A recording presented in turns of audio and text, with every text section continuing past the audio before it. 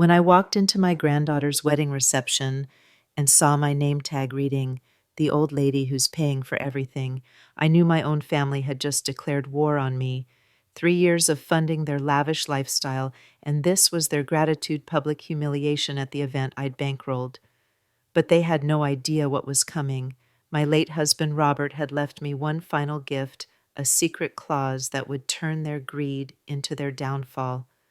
Before we dive into this story of betrayal, revenge, and ultimate redemption, I want you to stay with me until the very end because what happened next will shock you. And please comment below with the city you're watching from so I can see how far this tale of family drama has traveled across the world. My name is Alice Edwards, and at 73 years old, I thought I understood the meaning of family loyalty. I was wrong. The morning of Jennifer's wedding dawned crisp and clear in suburban Connecticut. October had painted the maple trees in brilliant reds and golds, and the Sterling Manor looked like something out of a fairy tale with its ivy-covered walls and manicured gardens. I stood before my bedroom mirror adjusting the pearl necklace Robert had given me on our 40th anniversary, the last gift before the cancer took him 3 years ago. "You look beautiful today, my love," I whispered to his photograph on the nightstand. His gentle eyes seemed to twinkle back at me from behind wire-rimmed glasses. "Jennifer's getting married. Can you believe our little princess is all grown up?" The silence that answered me had become my constant companion since Robert's passing, but today felt different. Today I was surrounded by family again, celebrating new beginnings. I smoothed my navy blue dress, the one Robert always said brought out my eyes, and headed downstairs where my driver, James, waited to take me to the venue. "Big day today, Mrs. Edwards," James said with his usual warm smile as he held open the car door. He'd been driving for our family for nearly 15 years, and his loyalty meant more to me than my own sons lately. "Indeed it is, James. Our Jennifer is marrying that wonderful boy, David. They're so in love, just like Robert and I were at their age." The 30-minute drive gave me time to reflect on how much had changed since Robert's funeral. My son Richard had become increasingly involved in my finances, always with Pamela at his side, offering helpful suggestions about my spending. They meant well, I kept telling myself. They were just looking out for me. The Sterling Manor circular driveway buzzed with activity as wedding vendors made final preparations. Ice sculptures gleamed in the afternoon sun, and white roses cascaded from every available surface. I'd spared no expense for Jennifer's special day. The venue alone cost $40,000, not counting the flowers, the photographer, the band, or the designer dress that had made Jennifer cry happy tears when we found it at Kleinfeld's. Mrs. Edwards, Jennifer practically floated across the marble foyer in her wedding gown looking absolutely radiant. "Grandmother, you made it." I pulled my granddaughter close, breathing in her happiness. "Sweetheart, I wouldn't miss this for the world. You look absolutely stunning." "It's all thanks to you," she said, squeezing my hands. "None of this would have been possible without your generosity. I hope you know how grateful David and I are." Before I could respond, my daughter-in-law Pamela appeared at Jennifer's elbow, her smile as sharp as her perfectly manicured nails. "Jennifer, darling, you need to finish getting your makeup touched up. The photographer wants to start the family portraits in 20 minutes. Pamela air-kissed my cheek, leaving a faint trace of her expensive perfume. "Alice, you look your age, don't you? But that's perfectly fine for someone in their 70s. The backhanded compliment stung, but I forced a smile. "Thank you, Pamela. You look lovely, too." "Of course I do. This Vera Wang cocktail dress cost $3,000. Richard insisted I look perfect for the photos." She smoothed the silk fabric with obvious satisfaction. "After all, these pictures will be displayed for generations." I bit back my response. The dress she was wearing so proudly I'd paid for it along with Richard's new Armani tuxedo when Pamela had casually mentioned they needed appropriate attire for such an elegant affair. That was another $4,000 I'd written off as family support. "Mrs. Edwards, if you'll excuse me," interrupted a young woman with a clipboard and a harried expression. "I need to get you checked in for the reception. I'm Sarah, the wedding coordinator. Of course, dear. Sarah led me to a beautifully decorated registration table where name tags were arranged alphabetically. She ran her finger down the list, stopped, and picked up a tag with a confused frown. I'm sorry, but there seems to be some kind of mistake with your name tag, she said, holding it uncertainly. I took the tag from her hands and my blood ran cold. In elegant script it read, "The old lady who's paying for everything." For a moment, I couldn't breathe. The beautiful ballroom around me, the crystal chandeliers, the silk drapes, the orchestra tuning their instruments, all of it seemed to blur at the edges. My chest tightened as the words sank in. There must be an error, I said quietly, my voice barely steady. Sarah's face flushed red with embarrassment. I'm so sorry, Mrs. Edwards. I don't know how this happened. Let me get you a proper name tag right away. No, I said, surprising myself with the firmness in my voice. I'll wear this one. But Mrs. Edwards, I said I'll wear it. With trembling fingers, I pinned the humiliating name tag to my dress. Every word felt like a knife twisting in my chest, but I needed to know who was responsible for this cruelty. I needed to understand how deep their betrayal ran. As I walked into the reception hall, conversation seemed to pause. I caught whispers floating through the air like poison. Is that really what her name tag says? Oh my God, look at Alice's name tag. That's so harsh, even if it is true. Who would do something like that to their own mother? The laughter that followed felt like acid in my veins.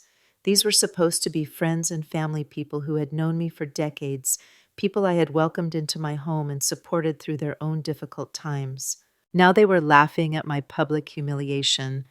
I spotted Richard near the bar, deep in conversation with his old college fraternity brothers. His face was flushed with wine and self-satisfaction as he gestured broadly, telling some story that had them all chuckling. Richard, I called out, my voice cutting through their laughter. He turned, and for just a moment I saw something flicker across his face, guilt perhaps, or shame, but it disappeared so quickly I might have imagined it. Mother, there you are. We were just talking about the old days. He gestured to his friends. You remember Brad and Mike from college, don't you? Hello, boys, I said politely, though my attention was focused entirely on my son. Richard, I need to speak with you privately. Of course, Mother. Is everything all right? I led him to a quiet corner behind an enormous floral arrangement. The scent of roses and lilies felt cloying, now oppressive. Richard, do you know anything about this? I asked, pointing to the name tag on my chest. He glanced at it and had the audacity to chuckle. Oh, that. Yeah, that was Pamela's idea. She thought it would be funny, a little family joke. Everyone knows how generous you've been with the wedding expenses. A joke. My voice rose despite my efforts to keep it controlled. You think publicly humiliating me at your daughter's wedding is funny. Mother, don't be so dramatic. It's just a harmless bit of humor. Everyone here knows you're practically family royalty because of your generosity. If anything, it's a compliment. The casual cruelty in his voice hit me like a physical blow. This wasn't a thoughtless prank or a misguided attempt at humor. This was deliberate malice disguised as a joke designed to put me in my place in front of everyone who mattered to our family. A compliment. I repeated, my voice barely above a whisper. Look, Mother, I know you're sensitive about money topics, but the truth is, you have been incredibly generous with us. Maybe too generous, according to some people. Too generous. What does that mean? Richard glanced around nervously, as if suddenly realizing we might be overheard. Let's not do this here. Okay, it's Jennifer's wedding day. Can't we just enjoy the celebration you've made possible? Before I could respond, Pamela materialized beside us, her smile bright and predatory. Alice, there you are. I see you found your name tag. Isn't it hilarious? I spent ages trying to come up with the perfect description, and then it just came to me. You did this, I said. It wasn't a question. Guilty as charged. She laughed, a tinkling sound like breaking glass. I thought everyone would get a kick out of it. I mean, it's not like it isn't true, right? You have been incredibly generous with the wedding expenses and the house renovations and Richard's new Mercedes and Jennifer's college tuition and the vacation to Europe last summer. Should I go on? Each item on her list felt like another slap. Yes, I had paid for all of those things, but they had been gifts given out of love, not obligations to be mocked. Those were gifts, I said quietly, given freely from my heart. Oh, absolutely. Pamela's eyes glittered with something that definitely wasn't kindness. And we're so grateful. That's why I thought the name tag was such a sweet tribute to your, let's call it your financial contributions to our family's happiness. Richard shifted uncomfortably beside her. Pamela, maybe we should. Should what? Should pretend that Alice hasn't become our family's personal ATM over the past 3 years. Her voice dropped to a whisper, but the words cut just as deeply. Everyone here knows it's true. At least now we're being honest about it. The ballroom seemed to tilt around me.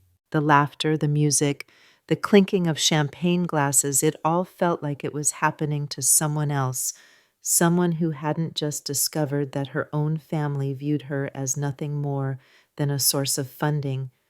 I need some air, I managed to say. I walked as steadily as I could toward the French doors that led to the garden terrace, ignoring the curious stares and whispered comments that followed in my wake.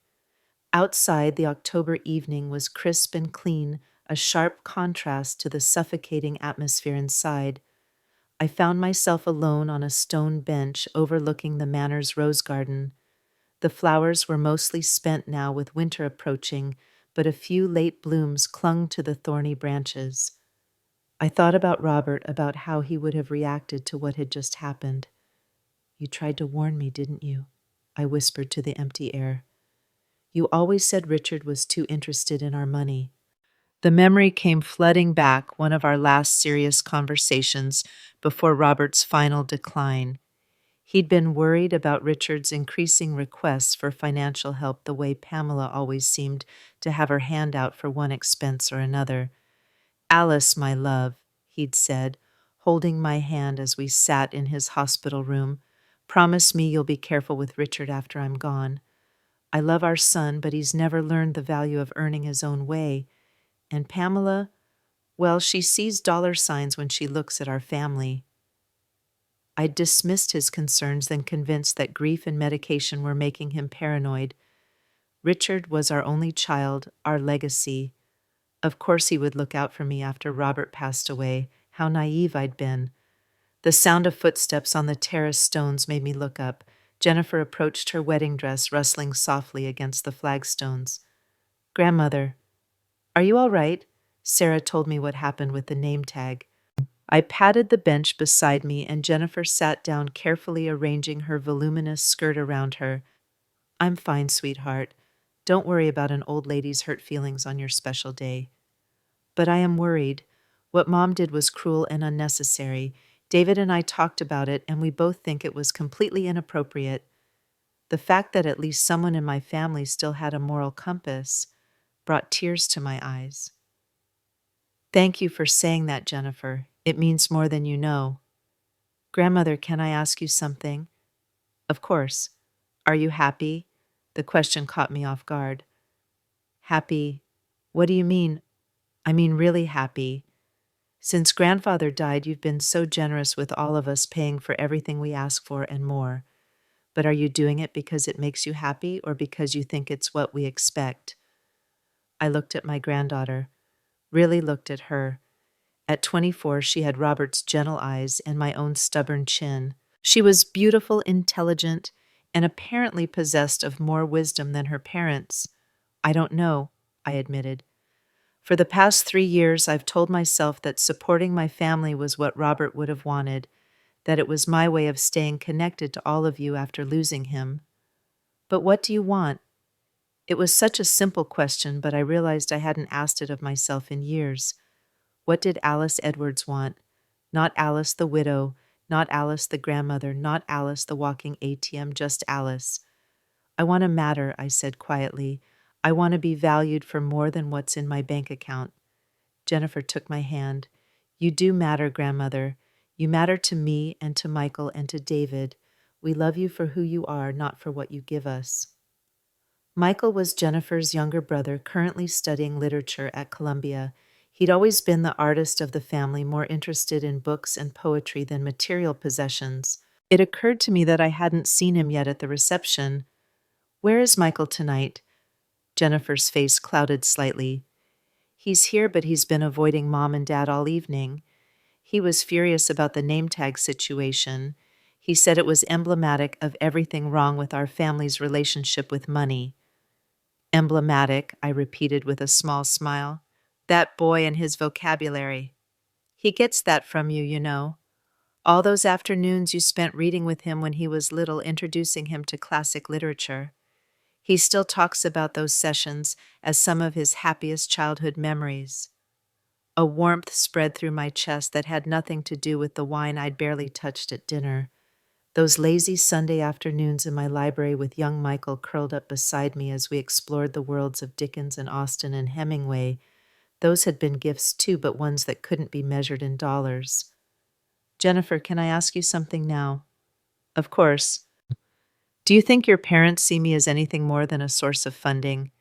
She was quiet for a long moment, and I could see her struggling with how to answer honestly without being cruel. I think they love you, she finally said, but I also think they've gotten comfortable with the idea that you'll always be there to solve their financial problems. And comfort can breed entitlement.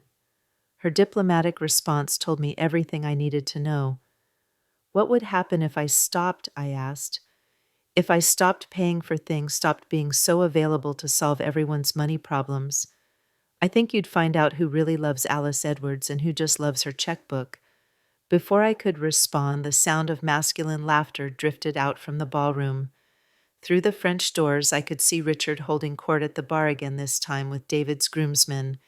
His voice carried clearly in the crisp night air. Incredible how much money the old girl has spent on this wedding. I mean, we're talking serious cash here, 6 figures easy. But hey, it's not like she's got anyone else to spend it on, right? The groomsmen laughed appreciatively, and one of them, a young man I didn't recognize, raised his glass in a mock toast. Here's to generous grandmothers and their deep pockets. Amen to that, Richard agreed, clinking glasses with the group. Trust me, boys, if you ever need a lesson in managing elderly relatives and their finances, I'm your man. The key is making them feel needed and appreciated while subtly guiding their spending in directions that benefit the whole family. My blood turned to ice. Managing elderly relatives and their finances, subtly guiding their spending. The clinical nature of his language made it clear that this wasn't love or even affection. This was manipulation, pure and simple. Jennifer must have heard it too, because her grip on my hand tightened. Grandmother, I'm so sorry. I had no idea Dad was talking about you like that. I stood up slowly, my joints protesting after sitting in the cool evening air. I need to go back inside. Are you sure we could stay out here a little longer? No, I need to face this head on. I walked back into the ballroom with Jennifer beside me, her hand protectively on my arm. The reception was in full swing now, couples dancing to the orchestra's rendition of classic love songs, children running between tables, elderly relatives sharing stories and laughter. It should have been magical. Instead, it felt like a performance with me cast as the fool. As we passed Richard's group at the bar, I caught the tail end of another conversation, and Pamela's already got her eye on a house in the Hamptons for next summer. She's working on the old lady to make it happen. Between you and me, Alice is putty in Pamela's hands these days. Richard! I called out, my voice cutting through their laughter like a blade. He turned, and this time I saw the flicker of panic in his eyes as he realized I might have overheard. Mother, how long have you been standing there? Long enough. The groomsmen, sensing tension, began to drift away with mumbled excuses about checking on the bride or finding the restroom. Within moments, it was just Richard Pamela who had materialized from somewhere, Jennifer and me. I think we need to have a family meeting, I said quietly. Mother, this really isn't the time or place, Pamela started. You made it the time and place when you decided to humiliate me publicly, I interrupted. Conference room, now. The Sterling Manor had a small conference room that could be reserved for private events. I'd used it earlier to meet with the wedding coordinator, so I knew it would be quiet and private. Richard and Pamela followed reluctantly, while Jennifer squeezed my hand once before heading back to find her new husband. The conference room was elegant but sterile, with a polished mahogany table and 12 leather chairs. I took the seat at the head of the table, a position I'd occupied countless times during Robert's business career when I'd attended board meetings as his unofficial advisor. Richard and Pamela sat across from me, and I could practically see the defensive walls going up in their postures. Let's be clear about something. I began, my voice steady despite the storm raging in my chest. I know exactly what's been going on here. I know about your little jokes at my expense. I know about your plans for my money, and I know that you both see me as nothing more than an open checkbook. Mother, that's not... Richard started. Don't. I held up a hand. Don't lie to me and don't insult my intelligence. I heard what you said to those young men about managing elderly relatives and their finances. I heard Pamela's commentary about making me feel needed while guiding my spending. Did you really think I was too stupid to figure out what was happening? Pamela's mask of politeness finally slipped. Alice, you're being paranoid. We're family. Everything we do is out of love and concern for your well-being. My well-being? I laughed, and the sound was bitter even to my own ears. You think publicly humiliating me at my granddaughter's wedding is for my well-being. You think discussing my finances with strangers like I'm some senile old fool is for my well-being. We weren't discussing your finances, Richard protested. We were just sharing our appreciation for your generosity. By calling me a walking ATM, by joking about how much money I've spent, by making me a punchline at my own granddaughter's wedding. The silence that followed was deafening. Outside, I could hear the orchestra playing and the distant sound of celebration, but inside this room, the air was thick with tension and unspoken truths. Let me ask you both something, I continued. What would happen if I stopped? If I stopped paying for your renovations and your cars and your vacations and your children's educations, if I stopped being your personal bank? Richard and Pamela exchanged a look that told me everything I needed to know. Mother, why would you even think about something like that? Richard asked carefully. You've always been so generous. It's one of your best qualities. That's not what I asked. I asked what would happen if I stopped. Another long silence. I guess we'd have to adjust our lifestyle accordingly, so Pamela finally said, her voice tight with poorly concealed anger. And our relationship, what would happen to our family relationship if my financial contributions stopped? This time the silence stretched so long I thought they weren't going to answer at all. Mother, Richard said finally, I think you're overreacting to what was honestly just a poorly thought out joke. Yes, the name tag was inappropriate, and I apologize for that. But you're talking about punishing the entire family for one mistake. One mistake. My voice rose despite my efforts to stay calm.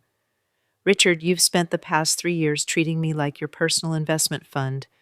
Every conversation we have somehow turns into a discussion of some expense you need help with.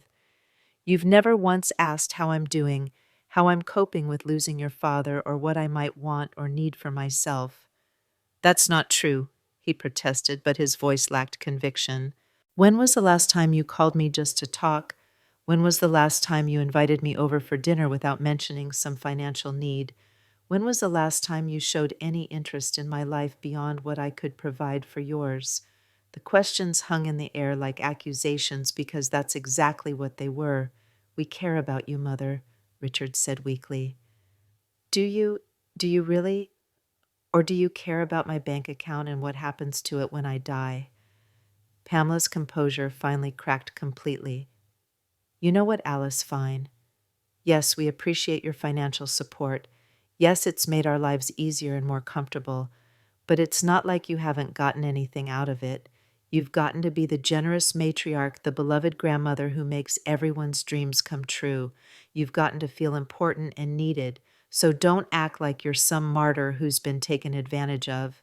The cruel accuracy of her words hit me like a physical blow. She was right in her own twisted way. I had gotten something out of it. I'd gotten to feel relevant, important, needed. After Robert's death, when I was drowning in grief and loneliness, being able to solve my family's problems had given me purpose, but that didn't make their manipulation acceptable. "You're right," I said quietly. "I did get something out of it, but the difference is that my motivations came from love, not greed. I wanted to help my family because I loved you. You wanted my help because you loved my money." "That's not fair," Richard said. "Isn't it? Tell me, Richard, what do you love about me that isn't connected to what I can provide for you?" He opened his mouth and closed it again. The fact that he couldn't immediately answer, couldn't name a single thing about his own mother that he valued beyond her financial resources, was perhaps the most heartbreaking moment of the entire evening. "I love that you've always been there for us," he finally managed, with my checkbook open. "Mother, please. You're twisting everything. Of course I love you for who you are."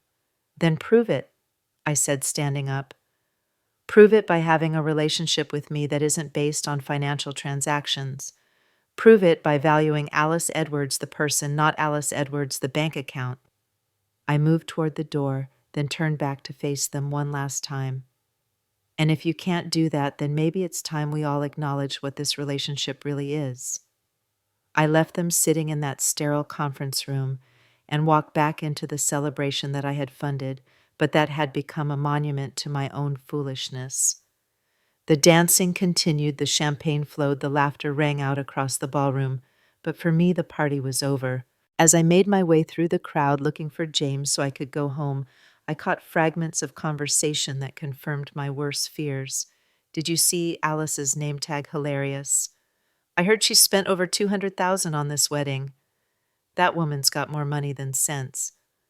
Lucky for Richard and Pamela, right? Each comment was another nail in the coffin of my illusions about my family's love and respect. I found James in the parking lot reading a book in the car while waiting for me. "Ready to go home, Mrs. Edwards?" he asked immediately, sensing my distress. "More than ready, James." As we pulled away from the Sterling Manor, I looked back at the glowing windows and the silhouettes of people still celebrating inside. Somewhere in there, my granddaughter was dancing with her new husband, hopefully too caught up in her own happiness to dwell on the ugly family drama that had erupted on her special day. Somewhere in there, my son and daughter-in-law were probably damage controlling, spinning the evening's events to minimize their cruelty while maximizing my unreasonableness. And somewhere in there, the name tag that had started it all was probably lying forgotten on a table its purpose served. But as we drove through the quiet Connecticut countryside toward home, I made a decision that would change everything. I was done being Alice Edwards, the walking ATM. I was done being managed and manipulated and taken for granted. It was time to become Alice Edwards, the woman Robert had fallen in love with 50 years ago, strong, independent, and nobody's fool. The war my family had declared with that name tag was about to become very real indeed. The ride home felt longer than usual, each streetlight casting shadows that seemed to mock my naivety. James must have sensed my need for silence because he didn't attempt conversation, simply drove with the steady professionalism that had made him such a comfort over the years. When we pulled into my circular driveway, the Victorian house that Robert and I had called home for 4 decades loomed before me like a mausoleum of memories. "Will you need me tomorrow, Mrs. Edwards?" James asked as he held open my door. "I'm not sure yet, James. I'll call you if I do." Inside the house felt cavernous and cold despite the central heating. Every room held echoes of the life Robert and I had built together, the library where we'd spent countless evenings reading, the kitchen where we'd cooked elaborate meals for family gatherings, the living room where Richard had taken his first steps 51 years ago. I poured myself a glass of Robert's favorite scotch and settled into his leather armchair, still positioned to catch the best reading light. The amber liquid burned my throat, but the warmth spreading through my chest felt like courage taking root. "What would you do, my love?" I asked the empty room. How would you handle this mess?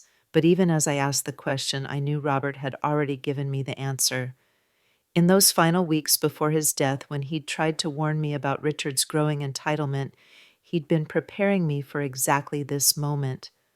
The next morning brought a phone call that shattered any remaining illusions I might have harbored about my family's intentions. The caller ID showed Richard's number, and I almost didn't answer. But curiosity won over wounded pride.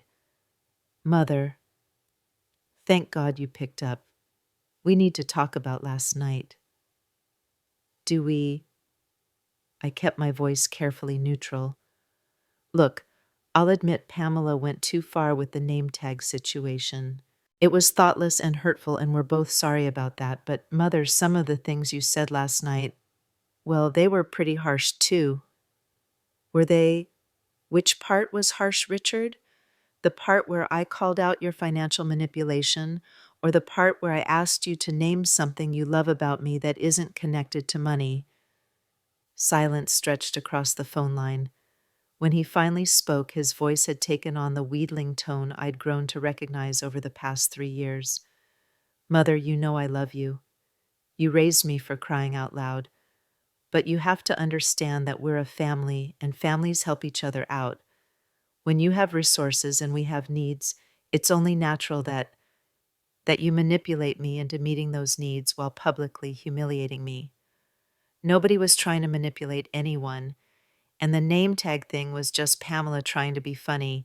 You know how she is with her sense of humor. Her sense of humor seems to involve cruelty disguised as comedy. Mother, please, can't we just move past this? Jennifer had a beautiful wedding. Everyone had a wonderful time. And now it's over. Can't we just get back to normal? Normal. The word hit me like a slap. Normal meant returning to my role as the family ATM. Normal meant pretending that last night's revelation hadn't happened. Normal meant accepting that my only value to my own son lay in my ability to solve his financial problems. What's normal, Richard? You calling me every few weeks with a new expense you need help with, Pamela dropping hints about vacations and renovations and luxury purchases, me writing checks while you both laugh behind my back about how easy I am to manage. We don't laugh behind your back. Don't you? Because I heard you last night telling those young men about your expertise in managing elderly relatives and their finances. I heard you bragging about how much money I'd spent on the wedding like it was some kind of personal accomplishment. Another long silence. Okay, look, maybe I got carried away with the wedding talk, but Mother, you have to see this from our perspective too. We never ask you for anything unreasonable. We never demand or expect. We present opportunities for you to be generous because we know how much you enjoy being able to help. The twisted logic of his words made my head spin. They were doing me a favor by taking my money. They were being considerate by giving me opportunities to be generous. The sheer audacity of it would have been impressive if it weren't so devastating. Richard, I want you to listen to me very carefully. I'm 73 years old, not 7. I understand exactly what's been happening here, and I understand that you and Pamela see me as nothing more than a source of funding for your lifestyle. That's not true. It is true, and it stops now. What do you mean it stops now? I mean that Alice Edwards, the walking ATM, is officially out of business. If you want a relationship with me, it's going to be based on something other than financial transactions. The silence that followed was so complete I wondered if the call had been disconnected. Mother, he finally said, and his voice had turned cold, I think you're making a mistake. We're family. We're supposed to support each other.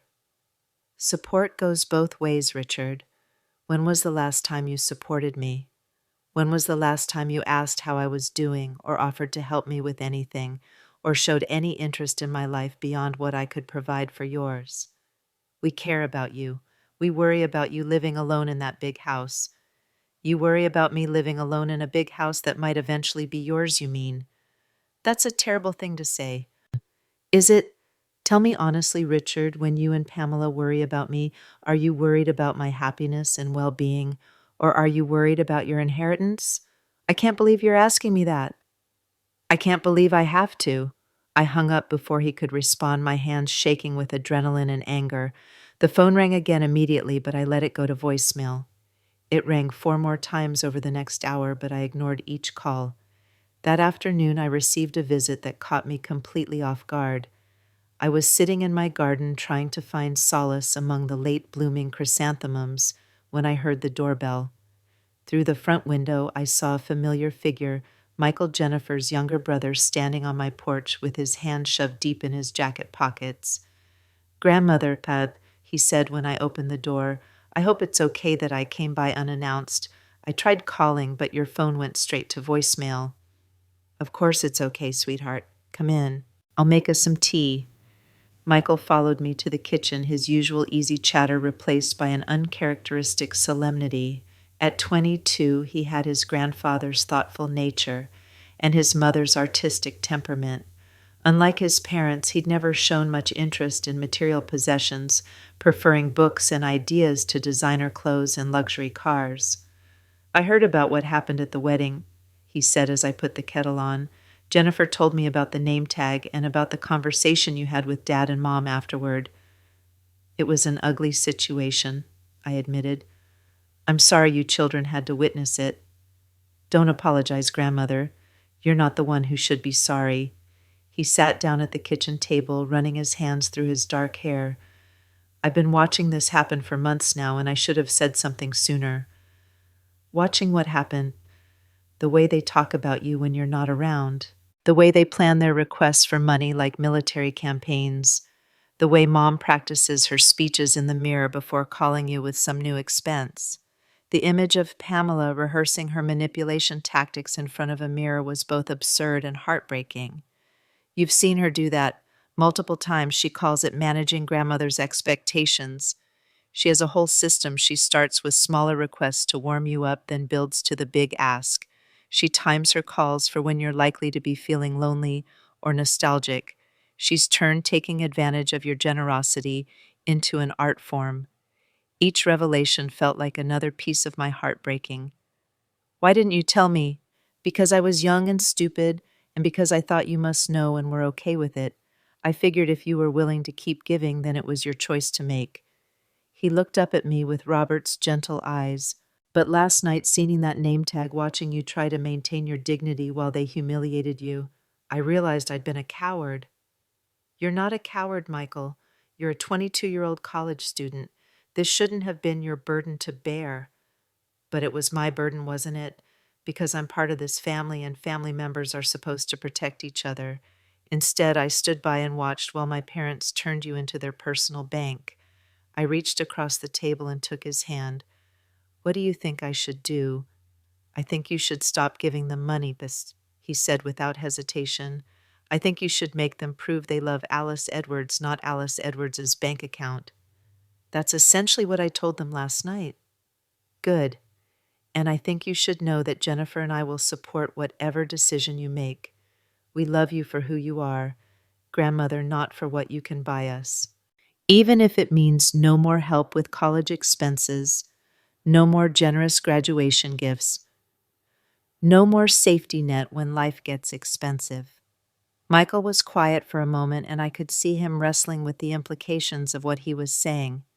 Financial independence was scary at 22, especially with student loans and an uncertain job market. "It would be lying to say it wouldn't be harder," he finally admitted. "But yes, even then, I'd rather work 3 jobs and eat ramen noodles for the rest of my life than watch you be treated like a walking ATM by people who should love and protect you." "Your parents do love me, Michael, in their own way." "Do they?" "Because from where I'm sitting, it looks like they love your money and tolerate you as a necessary inconvenience in accessing it." The brutal honesty of his assessment made me flinch, but I couldn't argue with it. "What about Jennifer? How does she feel about all this?" "Jennifer's torn. She loves Mom and Dad, and she doesn't want to believe they're capable of the kind of calculated manipulation we're talking about. But she also saw what happened last night, and she knows it was wrong." He paused. "She's also worried about you. We both are." Worried how Worried that you're isolated and lonely, and that cutting off financial support to the family might make you even more so. Worried that mom and dad will retaliate by limiting your access to us grandkids. Worried that you'll end up all alone in this big house with no one who cares about you. His concerns were valid, and they'd been keeping me awake since I'd returned from the wedding. What if this stand I was taking backfired? What if Richard and Pamela decided to punish me by cutting off contact entirely? What if I lost my family in my attempt to save my dignity? Those are risks I'll have to take, I said quietly.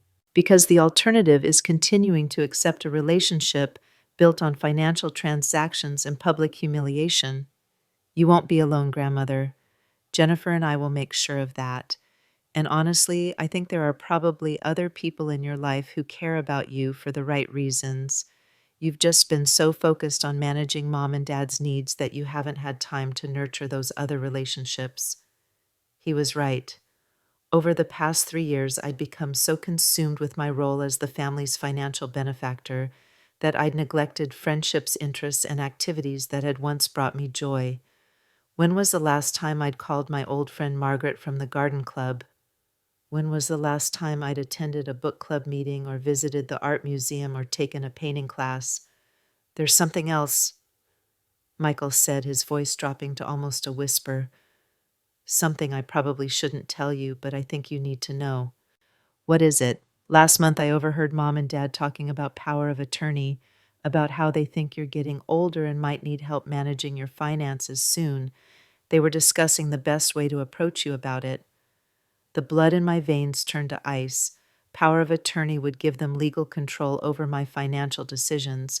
It would make their manipulation official and legally binding. They think I'm becoming incompetent. I don't think they actually believe that.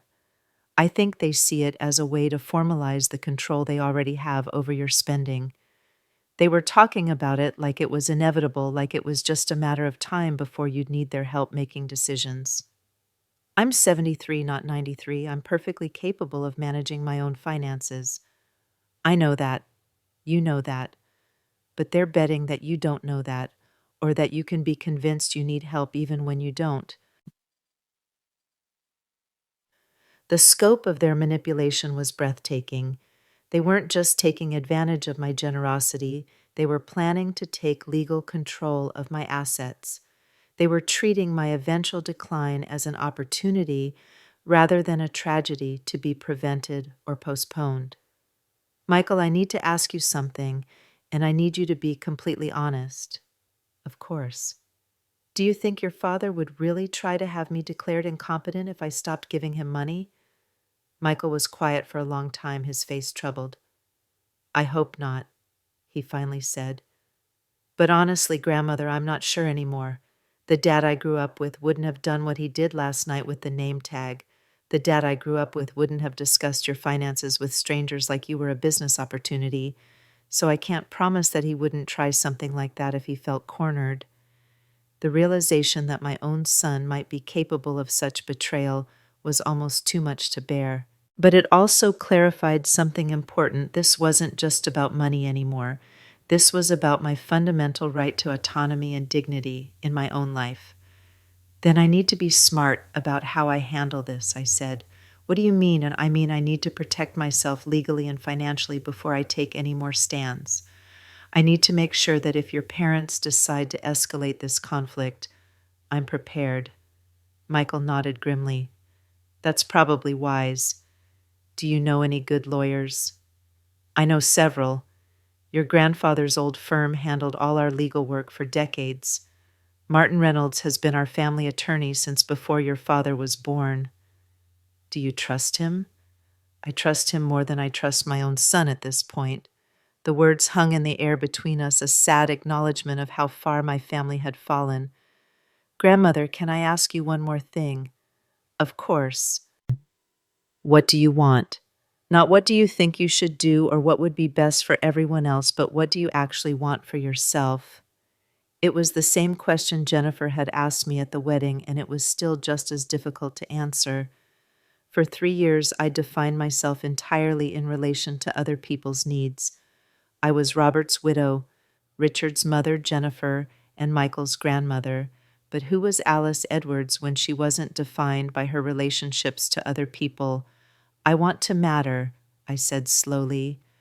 I want to feel like my life has value beyond my ability to solve other people's problems with money. I want to wake up in the morning with something to look forward to that isn't centered around managing someone else's crisis or fulfilling someone else's wish list. That doesn't sound unreasonable, doesn't it? Sometimes I wonder if I'm being selfish. Your parents aren't evil people, Michael. They're just comfortable with a certain lifestyle, and I've enabled that comfort for so long that they've come to see it as their due. But it's not their due, is it? Your money is your money. You earned it, you and grandfather together, and you have the right to decide how it gets spent. Or not spent. Or not spent, he agreed. After Michael left, I spent the evening in Robert's study surrounded by the books and papers that had been the foundation of his successful accounting practice. Hidden in his desk drawer, I found the folder containing all our important legal documents, wills, trusts, insurance policies, and investment statements. As I reviewed the papers, I realized that Robert had been more prescient than I'd given him credit for. The trust he'd established was structured in a way that made it difficult for anyone to challenge my competency without clear medical evidence. The will contained specific provisions about financial gifts to family members with built-in protections against coercion or undue influence. But there was something else in the folder that made my breath catch a sealed envelope with my name written in Robert's careful handwriting. Inside, I found a letter dated just 3 weeks before his death. My dearest Alice, it began. If you are reading this, it means that the situation with Richard has become as problematic as I feared it would. I have watched our son's relationship with money grow increasingly unhealthy over the years, and I know that after my death he will likely view you as his personal solution to financial difficulties, rather than as his mother who deserves love and respect. My hands trembled as I read his familiar script. I want you to know that you owe Richard nothing beyond the love any parent naturally feels for their child. You do not owe him your financial security, your peace of mind, or your dignity. If he and Pamela have made you feel like an obligation rather than a person, then you have my full blessing to cut them off completely until they learn to value you appropriately.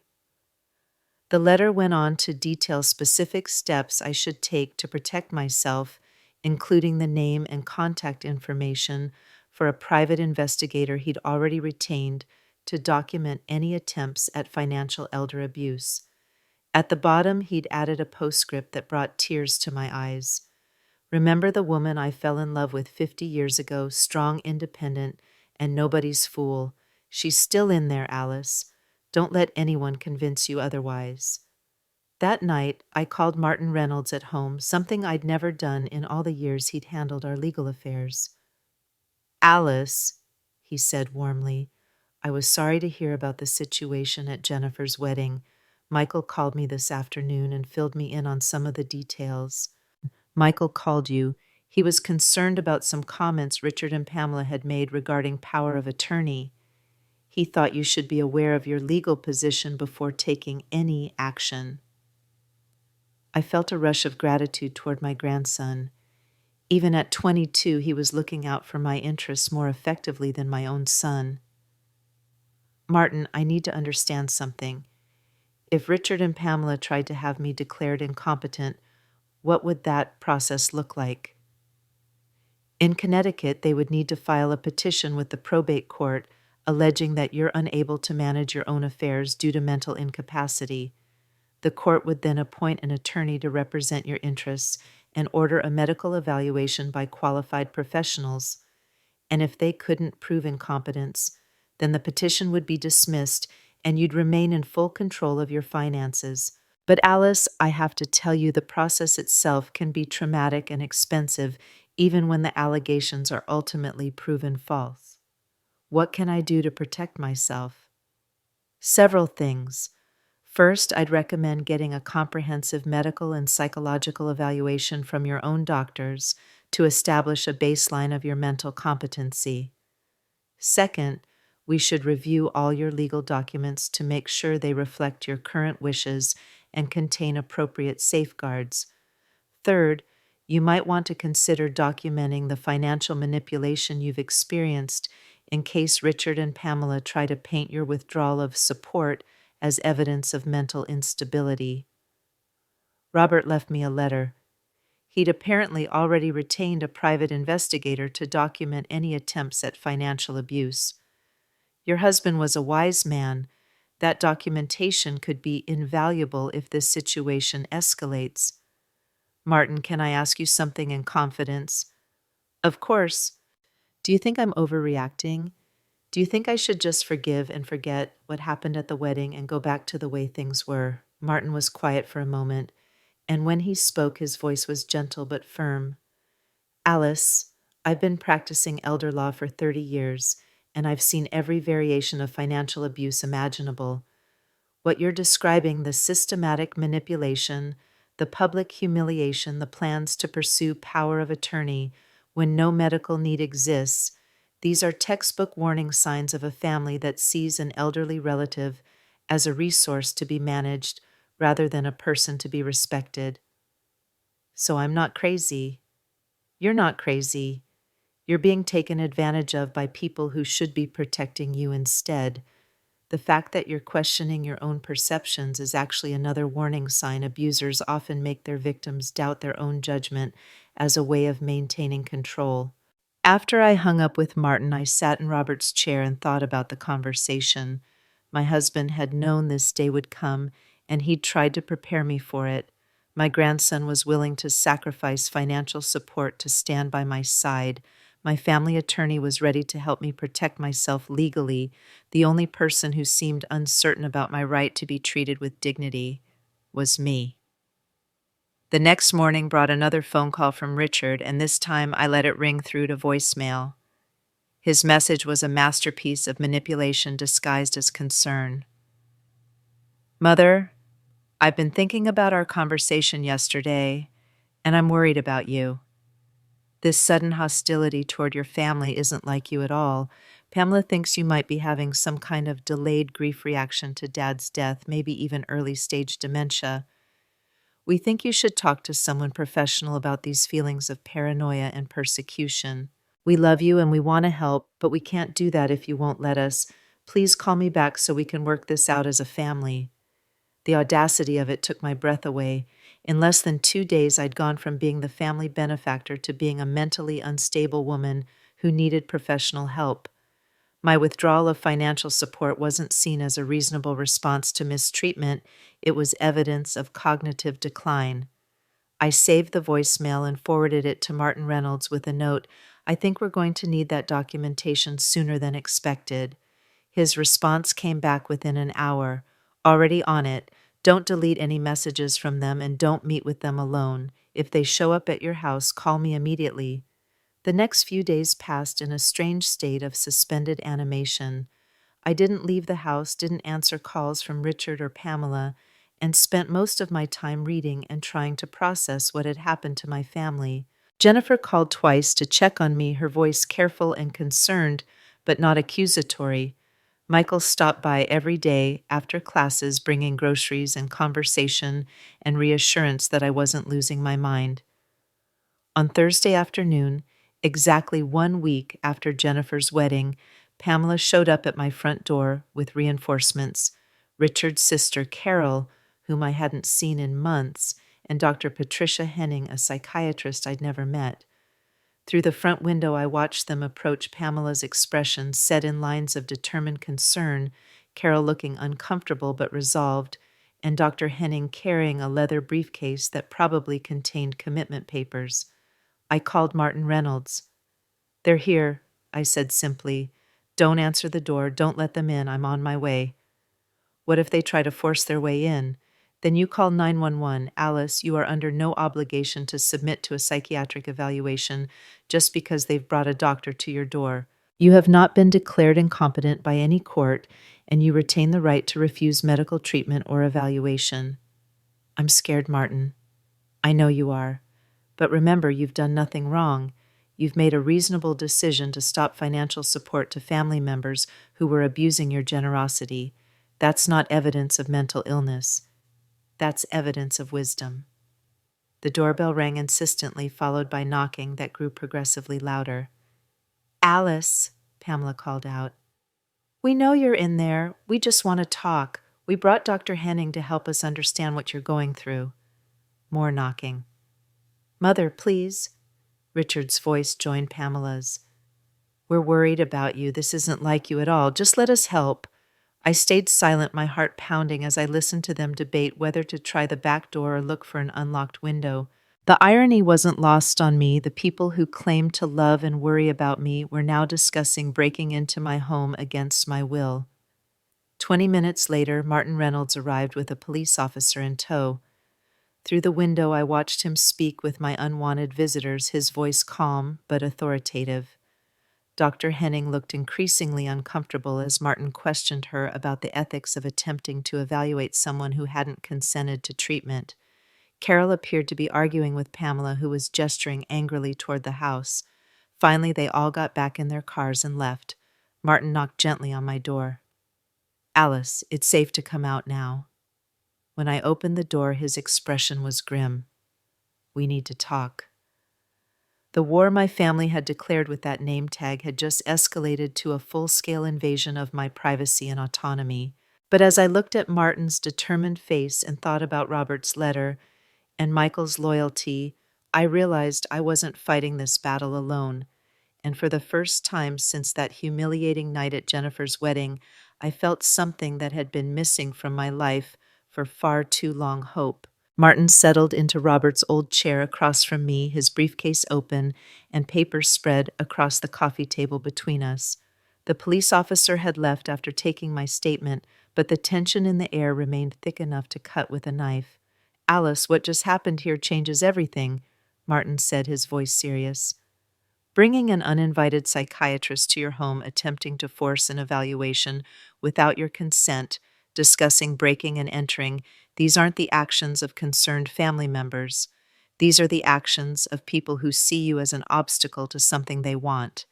I wrapped my sweater tighter around my shoulders, still shaking from the confrontation. What did Dr. Henning tell you when you spoke with her? She claimed Richard and Pamela had contacted her office yesterday, saying they were concerned about an elderly family member who was exhibiting signs of paranoia and making irrational financial decisions. They told her you'd agreed to an evaluation, but were now refusing to answer your door. That's a complete lie. I know it is. And so does she now. When I informed Dr. Henning that you'd never consented to any evaluation and that she was participating in what could constitute harassment of an elderly person, she packed up her things and left immediately. She's actually lucky you don't file a complaint with the state medical board. Martin leaned forward, his expression grave. But Alice, this tells us something important about Richard and Pamela's timeline. They're not planning to wait and see if you come around. They're moving aggressively to establish a narrative that you're mentally incompetent, and they're willing to lie to medical professionals to make that happen. What does that mean for me? It means we need to be proactive rather than reactive. We need to establish a clear record of your mental competency, and we need to document every instance of their manipulation and harassment. Over the next hour, Martin outlined a comprehensive strategy to protect my rights and assets. First, I would undergo voluntary psychological and medical evaluations with doctors of my own choosing to establish baseline competency. Second, we would compile evidence of Richard and Pamela's financial manipulation, including the private investigator's findings that Robert had commissioned. Third, we would review and update all my legal documents to include specific provisions against coercion and undue influence. There's something else, Martin said as he gathered his papers. Something I discovered when I reviewed Robert's files after his death, but I wasn't sure it would ever become relevant. What is it? Robert added a codicil to his will about 6 months before he died. It's sealed and can only be opened under specific circumstances, but based on what's happening now, those circumstances might soon be met. What kind of circumstances? The codicil can only be opened if there's evidence that you're being subjected to financial elder abuse or coercion by family members. Robert was very specific about the triggers, things like public humiliation related to financial gifts, attempts to force unwanted medical evaluations, or efforts to gain power of attorney without medical justification. My breath caught in my throat. He knew this would happen. Your husband was a very astute judge of character. He loved Richard, but he wasn't blind to his flaws, and he loved you too much to leave you defenseless against those flaws. After Martin left, I sat in the gathering dusk and thought about Robert's prescience. How had he known, even in his final weeks, that our son would eventually reveal the depths of his greed? How had he found the strength to plan for my protection while fighting his own battle against cancer? The answer came to me as I remembered a conversation we'd had about money and family during one of his better days near the end. I'd been worried about leaving Richard and the grandchildren financially secure after we were both gone, and Robert had taken my hand with trembling fingers. Alice, my love, the greatest gift we can leave our family isn't money. It's the knowledge that they're capable of making their own way in the world. If we remove every obstacle, solve every problem, and cushion every fall, we rob them of the chance to develop their own strength and character. But what if they need help? What if something happens and they can't manage on their own? There's a difference between helping someone through a crisis and enabling someone's refusal to be responsible for their own life. Richard has never learned that difference because we've never required him to learn it. I dismissed his concerns, then convinced that his illness was making him pessimistic about our son's character. Now I realized he'd been trying to prepare me for exactly what was happening, the inevitable moment when Richard's sense of entitlement would collide with my need for dignity and respect. The next morning brought an unexpected visitor. I was reading in the sunroom when James knocked on the door looking more formal than usual. "Mrs. Edwards, I'm sorry to bother you, but there's a young woman here who says she needs to speak with you urgently. She says her name is Sarah, and she was the wedding coordinator at Miss Jennifer's reception." Sarah from the Sterling Manor stood on my porch, looking nervous and embarrassed, clutching a manila folder against her chest like a shield. "Mrs. Edwards, I'm so sorry to show up at your home like this, but I felt like I had to tell you something about what happened at the wedding." I invited her in and made tea, my curiosity outweighing my wariness. Sarah sat perched on the edge of the sofa, clearly uncomfortable but determined to say her piece. "Mrs. Edwards, I need you to know that the name tag situation wasn't an accident or a mistake.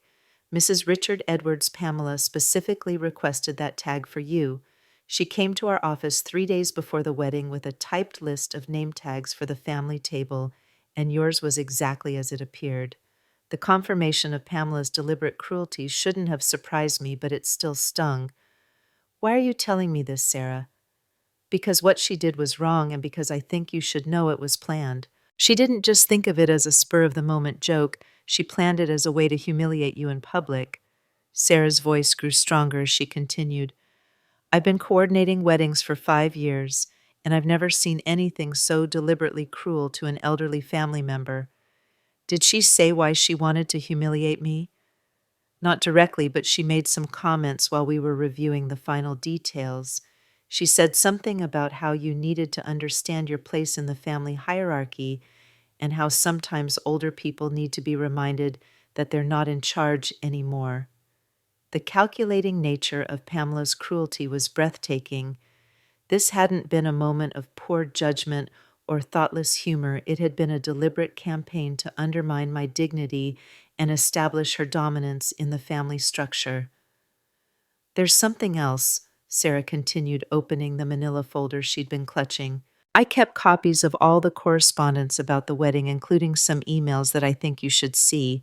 She handed me a stack of printed emails between Pamela and the wedding vendors. As I read through them, my anger transformed into something much colder and more focused. Charge everything to the old lady's account. One email read, "She's paying for the whole thing anyway, and she's too polite to question anything." Another email sent to the florist was even more explicit. "Mrs. Alice Edwards is covering all expenses. She's elderly and doesn't understand current pricing, so don't worry about giving her detailed breakdowns. Just send the bills directly to her." The final email sent to the bandleader made my hands shake with rage. "The old woman is footing the bill, so play whatever keeps the young people happy. She won't complain. She's too desperate to stay relevant to make waves." They were instructing vendors to overcharge me because they assumed I was too old and desperate to notice. I said, my voice barely above a whisper, "Yes, ma'am." And I have to tell you, most of the vendors were uncomfortable with it. The florist called me twice asking if she was sure those were your instructions because it seemed wrong to take advantage of someone's generosity like that. Sarah reached into her folder again. "There's more. I probably shouldn't show you this, but I think you need to know the full scope of what was happening." The next document was a printout of text messages between Pamela and someone named Mom, presumably her own mother. The messages were a running commentary on the wedding planning process, but they revealed a level of contempt for me that was staggering. "The old bat is paying for everything without question." One message read, "I told her the flowers alone would cost $15K, and she just nodded and asked how she could help. It's like having our own personal ATM. "Make sure you get everything you want," came the reply. "Once she's gone, Richard will inherit everything anyway, so you might as well enjoy it now." "Oh, I plan to. I'm already working on her for the Hamptons house for next summer. She's so lonely and desperate for family time that she'll agree to anything if I frame it right." "You're brilliant, honey. Just remember to be sweet about it. Old people eat that fake affection right up." The casual cruelty of their private communications was almost worse than the public humiliation of the name tag. They weren't just taking advantage of my generosity, they were laughing about it, sharing strategies for manipulation, and viewing my loneliness as a weakness to exploit. "Sarah, why are you showing me all this?" "Because what they did was wrong," she said simply. "And because I have grandparents too, and I'd want someone to tell them if their family was treating them this way." After Sarah left, I sat surrounded by the evidence of my family's betrayal and felt something shift inside me. The hurt and confusion that had dominated my emotions since the wedding began to crystallize into something much more powerful, not just anger, but clarity. This wasn't about money. This wasn't about generosity or family loyalty or even respect. This was about power. Richard and Pamela saw me as an obstacle to their financial goals, and they were systematically working to remove that obstacle through manipulation, humiliation, and if necessary, legal action to declare me incompetent. But they had made one crucial miscalculation. They had assumed that Alice Edwards, the grieving widow, was the same person as Alice Edwards, the walking ATM. They had forgotten that before I was Robert's wife or Richard's mother, I was a woman who had built a successful life through intelligence, determination, and careful judgment. It was time to remind them of that fact. I called Martin Reynolds and asked him to accelerate our timeline. "I want the medical evaluations completed this week, and I want Robert's sealed codicil opened as soon as legally possible." "Alice, are you sure you're ready for whatever that codicil contains?" Robert was very specific about its contents being revealed only under extreme circumstances. "Martin, I've just learned that my daughter-in-law has been coaching vendors to overcharge me because she assumed I was too senile to notice. I've discovered that she and her mother have been sharing strategies for manipulating my loneliness to extract more money from me. And yesterday she tried to bring a psychiatrist to my home to have me declared incompetent without my consent. I think we can safely say we've reached extreme circumstances. I'll make the necessary arrangements." The next few days passed in a blur of appointments and evaluations. Dr. Margaret Chen, my physician for over a decade, conducted a comprehensive medical examination that confirmed I was in excellent health for my age. Dr. Robert Patterson, a neuropsychologist recommended by Martin, put me through hours of cognitive testing that established my mental acuity was well within normal ranges for someone half my age. Mrs. Edwards, Dr. Patterson said, as we concluded our final session, I want you to know that in 30 years of practice, I've rarely seen someone your age with such sharp cognitive function. Your memory, reasoning ability, and judgment are all excellent. Anyone suggesting you need assistance managing your affairs is either mistaken or has ulterior motives. The private investigator Robert had retained a woman named Detective Linda Morrison, who specialized in financial elder abuse cases, presented me with a file that was both comprehensive and damning. She had documented every financial request Richard and Pamela had made over the past 3 years, cross-referenced with their actual income and expenses, and built a clear picture of systematic financial exploitation. The pattern is textbook, Detective Morrison explained. They've been using emotional manipulation to extract money from you while simultaneously working to isolate you from other relationships that might provide perspective on their behavior. The public humiliation at the wedding was likely an escalation tactic they were testing to see how much abuse you'd tolerate before pushing back. And when I did push back, they immediately moved to Plan B, questioning your mental competency and attempting to force medical evaluation.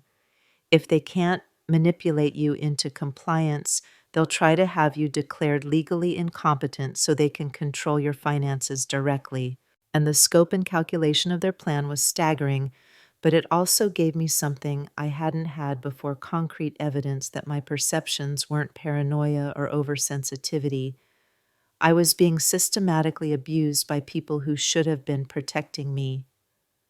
On Friday afternoon, exactly 2 weeks after Jennifer's wedding, Martin Reynolds called with news that would change everything. Alice, I've reviewed the documentation you've provided, and it clearly meets the criteria Robert established for opening the sealed codicil. Can you come to my office this afternoon? I think you'll want to hear this in person. Martin's office was on the 3rd floor of a converted Victorian house in downtown Hartford, surrounded by law books and family photos that spoke of decades of practice serving Connecticut families. He gestured for me to sit in the comfortable chair across from his desk, then opened an envelope that had been sealed with red wax and Robert's personal seal. Before I read this, Martin said, I want you to understand that Robert worked on this document for months. He consulted with me extensively about the legal ramifications, and he was very specific about when and how it should be implemented. He began to read in his clear, measured voice. To my beloved wife Alice, if you are hearing this codicil, it means that our son Richard and his wife Pamela have subjected you to the kind of financial and emotional abuse I feared would follow my death. I want you to know that none of what you have experienced is your fault, and none of it reflects any failure of love or judgment on your part. Tears began to stream down my face as I heard Robert's words, carefully crafted during his final months to provide comfort and guidance for exactly this situation. Alice, you have given our family everything: your love, your support, your financial resources, and your dignity. If Richard and Pamela have repaid that generosity with manipulation, humiliation, or attempts to control your autonomy, then they have forfeited any claim to your continued support. Martin paused to let me compose myself, then continued. Therefore, effective immediately upon the opening of this codicil, I am implementing the following provisions. First, any family member who has subjected you to financial elder abuse, public humiliation related to money, or attempts to question your mental competency for financial gain shall be permanently disinherited from our estate. My breath caught in my throat. Robert had anticipated this moment with surgical precision. Second, all previous financial gifts to such individuals shall be considered loans to be repaid immediately with market rate interest. Third, any attempts to contest this codicil or to pursue legal action questioning your competency shall result in additional financial penalties as outlined in Attachment A. And Martin looked up at me. Alice, do you understand what this means? It means Robert knew exactly what they would do, and he's given me the legal authority to respond appropriately. It means more than that. It means that Richard and Pamela's behavior over the past 3 years has cost them their entire inheritance. Everything, the house, the investments, the trust funds for the grandchildren, all of it reverts to you with full discretionary control. The magnitude of Robert's foresight was overwhelming.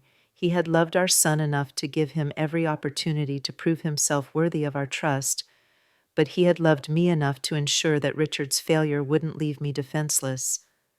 There's more, Martin continued.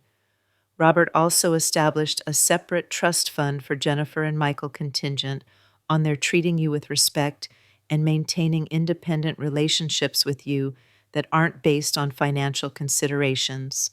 Based on what you've told me about their behavior since the wedding, they would qualify for this support. And Richard gets nothing unless he can prove to the satisfaction of a court that he has made full restitution for his financial abuse and has undergone counseling to address his sense of entitlement. Even then, his inheritance would be limited to a modest sum enough for security, but not enough for luxury. I sat in stunned silence, processing the implications of Robert's final gift to me. He had given me something more valuable than money.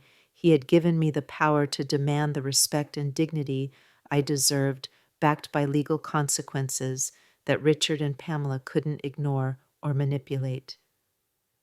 Martin, what happens now? Now we send certified letters to Richard and Pamela informing them of the codicil's activation and the immediate consequences of their behavior. They'll have 30 days to respond either by making full financial restitution and agreeing to respectful future behavior or by accepting permanent disinheritance. And if they try to fight it, they can try, but Robert was very thorough in his planning. The codicil includes provisions for psychiatric evaluation of anyone who contests it to determine whether their challenge is based on rational assessment or on pathological greed. Given what they've put you through, I doubt they'll want their own mental state subjected to professional scrutiny. That evening, I sat in Robert's study reading the complete text of his codicil, marveling at the depth of his understanding and the precision of his protection. He had anticipated every argument, every manipulation tactic, every legal challenge that Richard and Pamela might attempt, but more than that, he had given me permission to value myself. For 3 years, I had questioned my own worth, wondering if my only value to my family lay in my ability to solve their financial problems. Robert's codicil made it clear that I deserved love, respect, and dignity, regardless of what I could provide materially. The sealed codicil contained one final paragraph that Martin had saved for last, meant for my eyes only. Alice, my darling, you are not responsible for fixing what is broken in other people, even when those people are our children. You have spent a lifetime giving everything you have to everyone you love, but love is not a one-way transaction. If Richard cannot learn to love and respect you for who you are, rather than what you can give him, then he is not worthy of your continued sacrifice. Choose yourself, my love. Choose your own happiness and dignity. You have earned the right to be cherished, not used. As I finished reading, I felt something I hadn't experienced in years, not just hope, but genuine excitement about the future. For the first time since Robert's death, I wasn't defined by my relationships to other people or by my ability to meet their needs. I was Alice Edwards, a woman with her own dreams and desires and the financial independence to pursue them. The phone rang, interrupting my thoughts. The caller ID showed Richard's number, but this time, instead of the anxiety that usually accompanied his calls, I felt only calm certainty about what needed to happen next. I answered on the fourth ring. Hello, Richard. Mother, thank God you answered. We need to talk about what happened yesterday with Dr. Henning. I think there were some misunderstandings that need to be cleared up. There were no misunderstandings, Richard. You and Pamela attempted to force an unwanted psychiatric evaluation on me without my consent after lying to the doctor about my agreement to be examined. That's not a misunderstanding, that's harassment at best and possibly criminal behavior. Mother, please, you're being dramatic. We were worried about you. You've been acting so strangely since the wedding, and when you suddenly announced you weren't going to support the family financially anymore, we thought you might be having some kind of mental health crisis. The only crisis here is your inability to accept that I'm not your personal ATM. That's not fair. We've never treated you like an ATM. Haven't you? Then explain the name tag at Jennifer's wedding. Explain your jokes about managing elderly relatives and their finances. Explain Pamela's emails to wedding vendors telling them I was too old to understand current pricing. Explain the text messages between Pamela and her mother about me being their personal cash machine. The silence that greeted this litany of evidence told me everything I needed to know. How did you, who showed you Mother, those were private communications taken out of context? Were they, what context makes it acceptable to instruct vendors to overcharge me because you assume I'm too senile to notice? What context makes it acceptable to laugh about my loneliness with your mother-in-law while planning strategies to exploit it? Mother, I think you're having some kind of paranoid episode. These accusations don't sound like you at all. You're right, Richard. The old me would have made excuses for your behavior and continued enabling your financial irresponsibility. The old me would have ignored the signs of manipulation and abuse because I was too desperate for family connection to demand better treatment. But the old me is gone. What does that mean? It means that tomorrow morning you and Pamela will receive certified letters from Martin Reynolds informing you of the consequences of your behavior. You'll learn about your father's sealed codicil and what it means for your financial future. What sealed codicil? What are you talking about? You'll find out tomorrow, but Richard, I want you to understand something very clearly. Your father knew this day would come. He knew that after his death, you would view me as an obstacle to your inheritance rather than as your mother who deserves love and respect, and he prepared accordingly. Mother, whatever you think Dad put in his will, we can work this out as a family. We don't need lawyers getting involved in private family matters. We stopped being a family the moment you decided to treat me like a business transaction. From now on, all communication between us will go through Martin Reynolds. I hung up before he could respond, my hands steady and my heart calm for the first time in weeks. The transformation was beginning and there was no going back now. The morning after my phone call with Richard, I woke with a clarity I hadn't felt in years. Sunlight streamed through the bedroom windows that Robert and I had chosen together 40 years ago, and for the first time since his death, the emptiness of the bed beside me didn't feel like a crushing weight. Instead, it felt like space for me to rediscover who Alice Edwards was when she wasn't defined by everyone else's needs. I was in the kitchen making coffee when James knocked on the back door, his face creased with concern. Mrs. Edwards, I'm sorry to bother you so early, but there are several cars in your driveway. It looks like Mr. Richard and Mrs. Pamela, plus some other folks I don't recognize. Through the kitchen window, I could see the small army they'd assembled. Richard's Mercedes sat beside Pamela's BMW, but there were also two other vehicles, a black sedan that probably belonged to their lawyer, and a van with Channel 8 News emblazoned on its side. They brought the media, I said, my voice flat with disbelief. Ma'am, would you like me to call the police? Not yet, James. Let's see what they're planning first. I watched from behind the curtains as Richard emerged from his car, his face set in lines of righteous indignation. Pamela followed, clutching a folder of papers and speaking rapidly to a woman in a business suit who could only be their attorney. The news crew was setting up equipment on my front lawn, apparently preparing to broadcast whatever confrontation was about to unfold.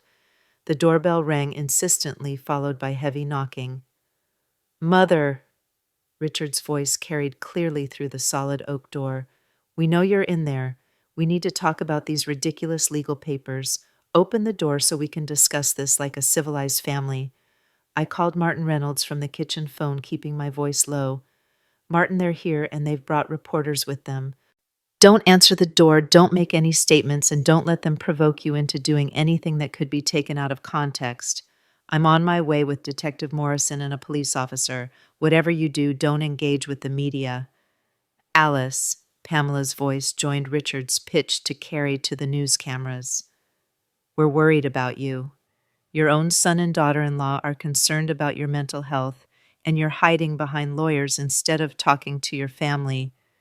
The manipulation was breathtaking in its audacity. They were staging a public performance designed to make me look like an unreasonable old woman who was being influenced by predatory lawyers. The news story would write itself.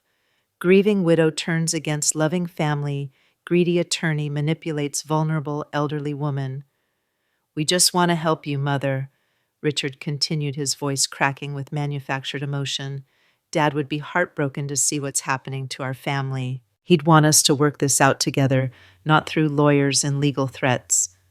I moved to the front window and peered through a crack in the curtains. The news reporter, a young woman with perfectly styled hair and a concerned expression, was speaking into a microphone, while Richard and Pamela stood behind her, looking appropriately worried and wounded.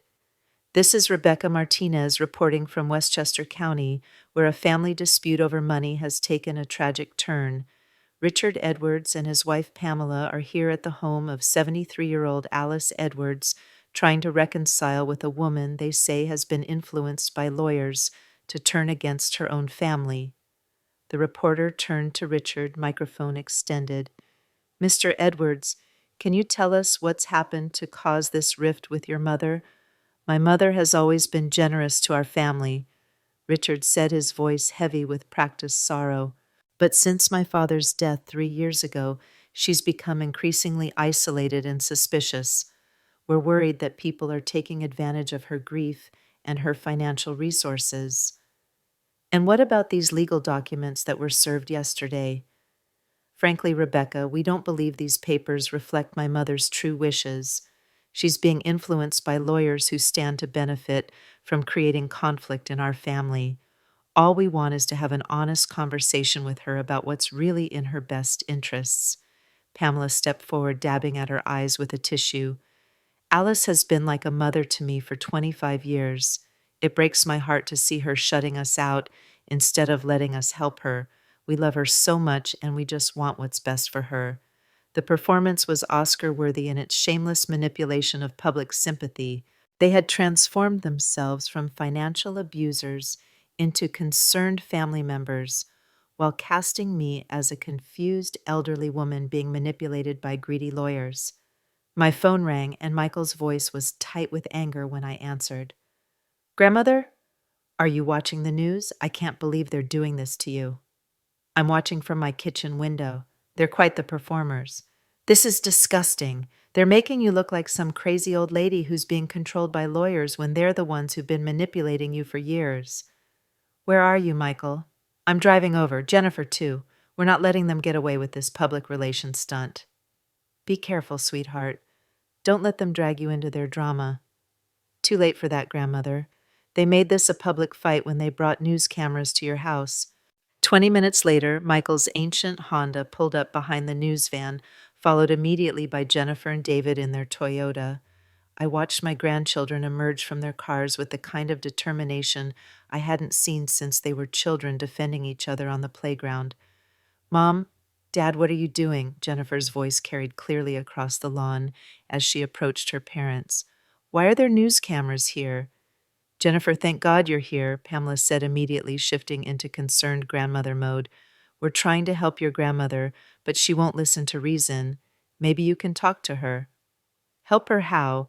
By bringing reporters to her house, by trying to have her declared mentally incompetent. The news cameras swiveled toward Jennifer, sensing a more dramatic story developing. The reporter stepped closer, microphone extended. Are you Mrs. Edwards's granddaughter? What's your perspective on this family dispute? Jennifer looked directly into the camera, her voice clear and steady. My perspective is that my grandmother is a brilliant, capable woman who finally stood up to people who were taking advantage of her generosity, and those people responded by trying to have her declared crazy, when she stopped writing checks. Richard's face went pale. Jennifer, you don't understand the full situation. I understand perfectly, Dad. I understand that you put a humiliating name tag on Grandmother at my wedding as some kind of sick joke. I understand that you and Mom have been treating her like a personal ATM for years. And I understand that when she finally said no, you brought a psychiatrist to her house without her consent. Michael stepped up beside his sister, his usually gentle demeanor replaced by steely resolve. And I understand that Mom coached wedding vendors to overcharge Grandmother because she thought an elderly woman wouldn't notice being ripped off. The reporter's eyes lit up with the scent of a much better story than she'd initially been fed. Can you elaborate on these allegations? Pamela tried to interrupt. These children don't understand. Whoa, we understand fine. Michael cut her off. We understand that you saw Grandmother's grief and loneliness as weaknesses to exploit. We understand that you've been planning strategies to manipulate her emotions to get more money. And we understand that you brought news cameras here today to try to publicly shame her into compliance. The attorney Richard and Pamela had brought stepped forward clearly, realizing that their client's public relations strategy was backfiring spectacularly. This is a private family matter that should be resolved through proper legal channels, not through media circus, the lawyer said firmly. I advise my clients to make no further statements, but the damage was already done. The story had shifted from concerned family versus manipulative lawyers to financial elder abuse exposed by loyal grandchildren. Richard and Pamela's carefully orchestrated sympathy play had become a public relations disaster. That's when Martin Reynolds arrived with Detective Morrison and 2 police officers. The cavalry had finally arrived, and none too soon. This is private property, Martin announced to the crowd. Anyone who doesn't have permission to be here needs to leave immediately. The reporter tried one more angle. Mr. Reynolds, are you the attorney representing Mrs. Edwards? What's your response to allegations that you're manipulating an elderly client? Martin's response was measured and professional. Mrs. Edwards is my client, and she is a competent, intelligent woman who has made rational decisions about her financial affairs. Anyone suggesting otherwise is either uninformed or has ulterior motives. But what about concerns that she's being isolated from her family? Mrs. Edwards is not isolated from her family. She's establishing healthy boundaries with family members who have been financially abusing her. Her grandchildren are here supporting her because they want what's actually best for her, not what's best for their inheritance. Richard made one last desperate attempt to salvage the situation. Mother, he called out toward the house, please come out and talk to us. We love you and we want to work this out as a family. Don't let lawyers destroy what Dad built for all of us. That was the moment I decided I'd heard enough. I opened my front door and stepped onto the porch, my head high and my voice steady. Richard, your father built financial security for me, not for you. He worked his entire life to ensure that I would be independent and comfortable, and that's exactly what I intend to be. The news cameras immediately focused on me, and I could see the reporter's excitement at finally getting the central figure in the story on camera. Mrs. Edwards, she called out, what's your response to your son's concerns about your mental health and your relationship with your lawyer? My response is that I'm 73 years old, not 7 years old. I've been managing complex financial decisions for 50 years, and I don't need my son's permission or approval to make decisions about my own money. But what about your family? Don't you want to reconcile with your son and daughter-in-law? I looked directly at Richard and Pamela, my voice carrying clearly across the lawn and into the microphones. I want a family that loves me for who I am, not for what I can give them. I want relationships based on respect and affection, not financial transactions. And I want to be treated with the dignity that any human being deserves, especially by people who claim to love me. Richard stepped forward, his face desperate. Mother, we do love you. We've always loved you. Do you, Richard? Then tell these cameras something you love about me that isn't connected to money. Tell them about a conversation we've had in the past 3 years that wasn't about some expense you needed help with. Tell them about a time you called just to see how I was doing without any financial agenda. The silence that followed was deafening. Richard's mouth opened and closed, but no words came out. He couldn't answer because there was no answer. Every interaction he'd had with me since Robert's death had been transactional. That's what I thought, I said quietly. Pamela tried a different approach, her voice taking on a pleading tone. Alice, we're family. Families go through difficult times, but we work through them together. We don't air our problems in public like this. You made this public, Pamela, when you brought news cameras to my home. You made this about public perception when you tried to paint me as an incompetent old woman being manipulated by lawyers. So let's talk publicly about what really happened. I turned to the reporter, my voice growing stronger with each word. 3 years ago, I lost my husband of 50 years. In my grief, I tried to stay connected to my family by being generous with financial support. Over time, that generosity became expected, then demanded, then taken for granted. When I finally said I wanted relationships that weren't based on money, I was told I was having a mental health crisis. And the legal documents that were served yesterday, those documents are the result of my late husband's wisdom. Robert knew that some people might try to take advantage of my grief, and he made provisions to protect me. I'm not being manipulated by lawyers. I'm being protected by legal documents my husband created specifically for this situation. Detective Morrison stepped forward with a folder in her hands. Mrs. Edwards, I have the report you requested. She handed me the comprehensive documentation of Richard and Pamela's financial manipulation compiled over months of investigation. The folder was thick with evidence, bank records, email printouts, witness statements, and financial analysis that painted a clear picture of systematic abuse. Richard, Pamela, I said, holding up the folder, this contains documentation of every financial manipulation you've perpetrated over the past 3 years. Every guilt trip about family loyalty, every manufactured crisis that required my financial intervention, every strategy you used to extract money from a grieving widow. Richard's face had gone ashen. Mother, please let's discuss this privately. No more private discussions. No more manipulation disguised as family concern. You brought this into the public arena, so let's address it publicly. I opened the folder and pulled out a single sheet of paper. This is a summary of the financial gifts I've given your family since Robert's death. The total is $437,000. That's nearly $500,000 in gifts, loans, and payments for various expenses you claimed were necessary. The reporter's eyes widened. The police officers looked grim. Even Richard's attorney seemed uncomfortable with the figure. Now let me ask you something, Richard. In those 3 years, how many times did you ask about my well-being that wasn't connected to a request for money? How many times did you invite me to dinner without mentioning some financial need? How many times did you treat me like your mother instead of your personal bank? Mother, that's not fair, isn't it? Because according to this investigation conducted by a professional who specializes in financial elder abuse, you and Pamela developed sophisticated strategies for manipulating my emotions to extract money. You timed your requests for when I was likely to be feeling lonely. You manufactured crises that required immediate financial intervention. You even coached vendors at Jennifer's wedding to overcharge me because you assumed I was too old and confused to notice. Pamela's composure finally cracked completely.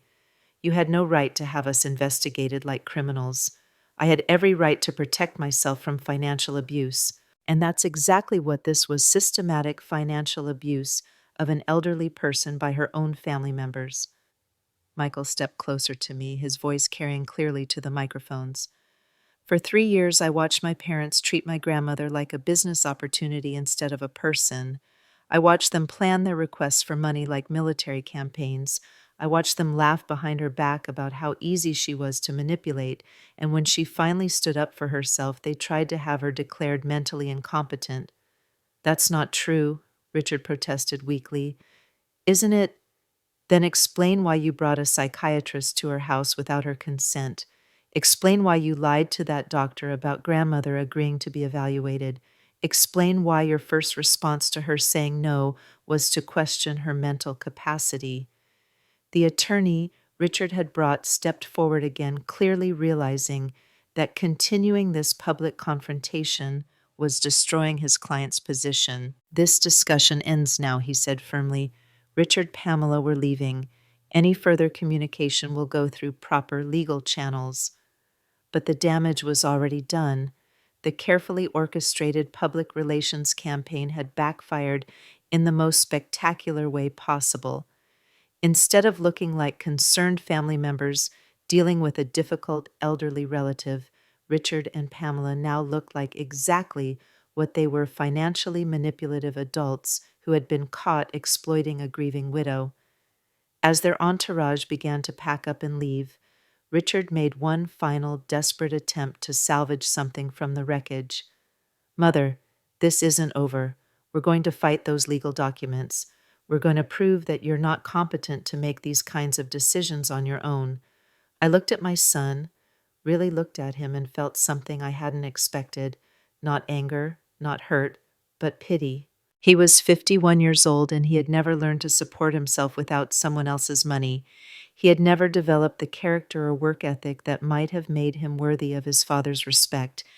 And now, faced with the consequences of his own choices, he was doubling down on the very behavior that had created this crisis. Richard, you're welcome to try, but you should know that your father anticipated this exact scenario. The legal documents you received yesterday are just the beginning.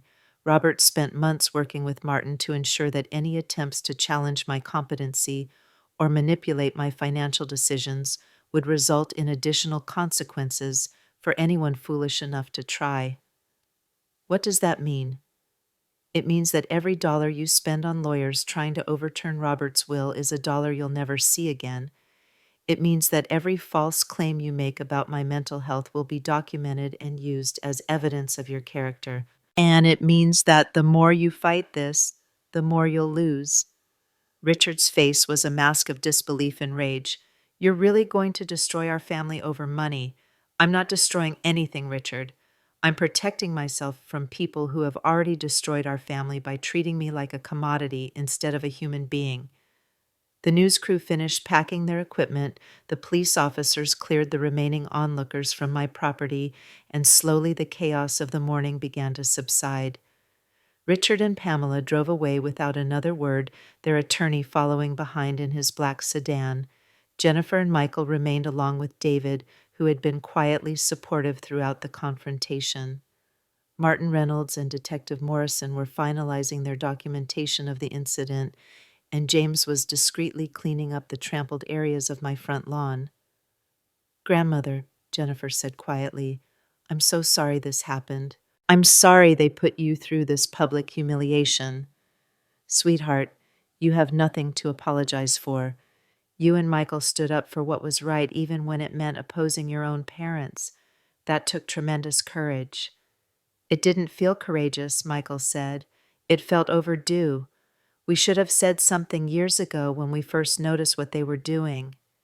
You were children then, and this wasn't your responsibility, but today you proved that Robert's legacy lives on in his grandchildren. You showed the same integrity and moral courage that made your grandfather the man I fell in love with. David, who had been mostly silent throughout the confrontation, finally spoke up. Mrs. Edwards, Jennifer and I want you to know that we support whatever decisions you make about the family situation. We love you for who you are, not for any financial support you might provide. Thank you, David. That means more to me than you know. Martin Reynolds approached with the last of his paperwork completed. Alice, I think we should discuss next steps. Based on what happened here today, I suspect Richard and Pamela are going to escalate their legal challenges. Let them escalate.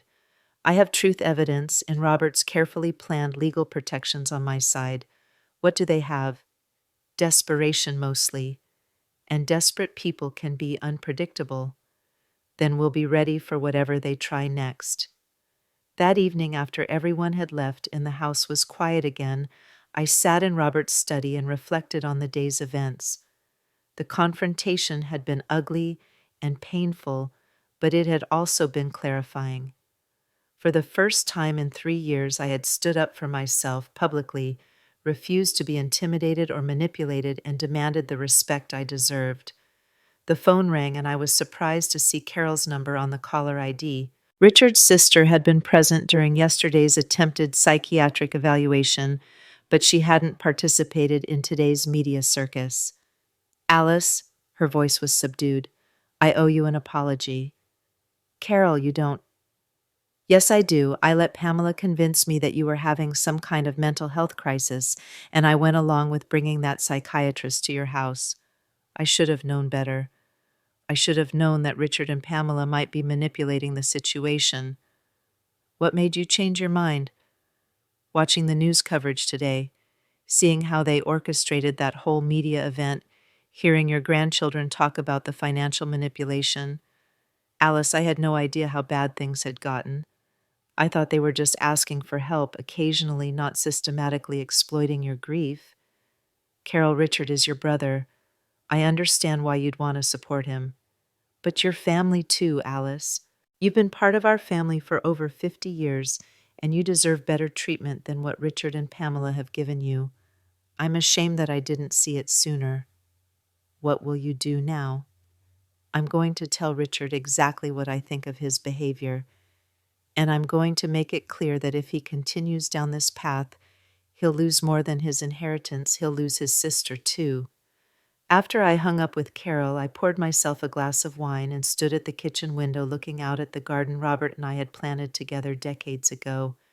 The autumn flowers were fading now, preparing for winter's rest, but in the spring they would bloom again, stronger and more beautiful than ever. For the first time in 3 years, I felt the same way, ready to rest, ready to heal, and ready to bloom again in my own season.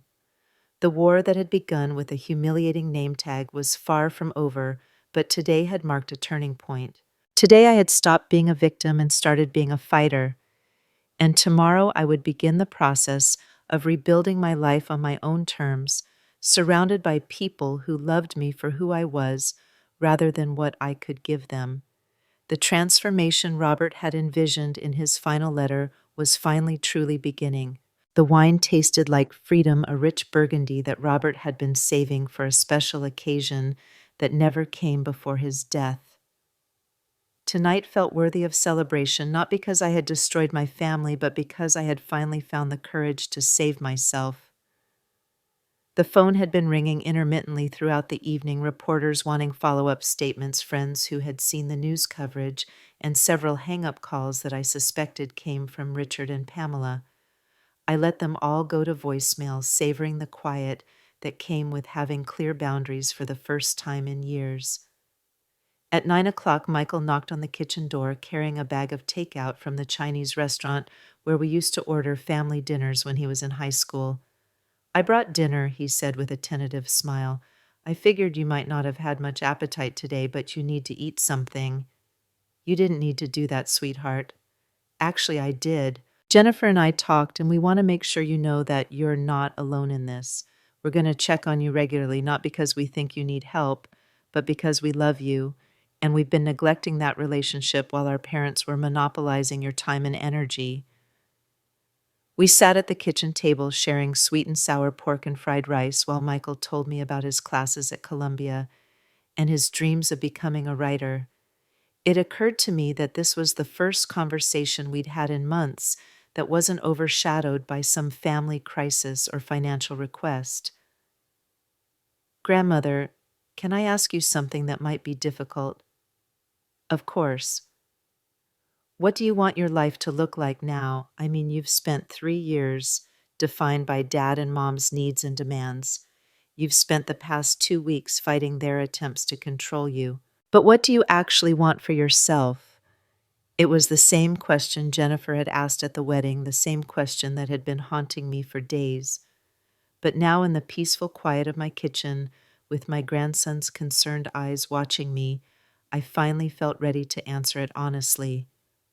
I want to remember who Alice Edwards was before she became Robert's widow and Richard's mother, I said slowly.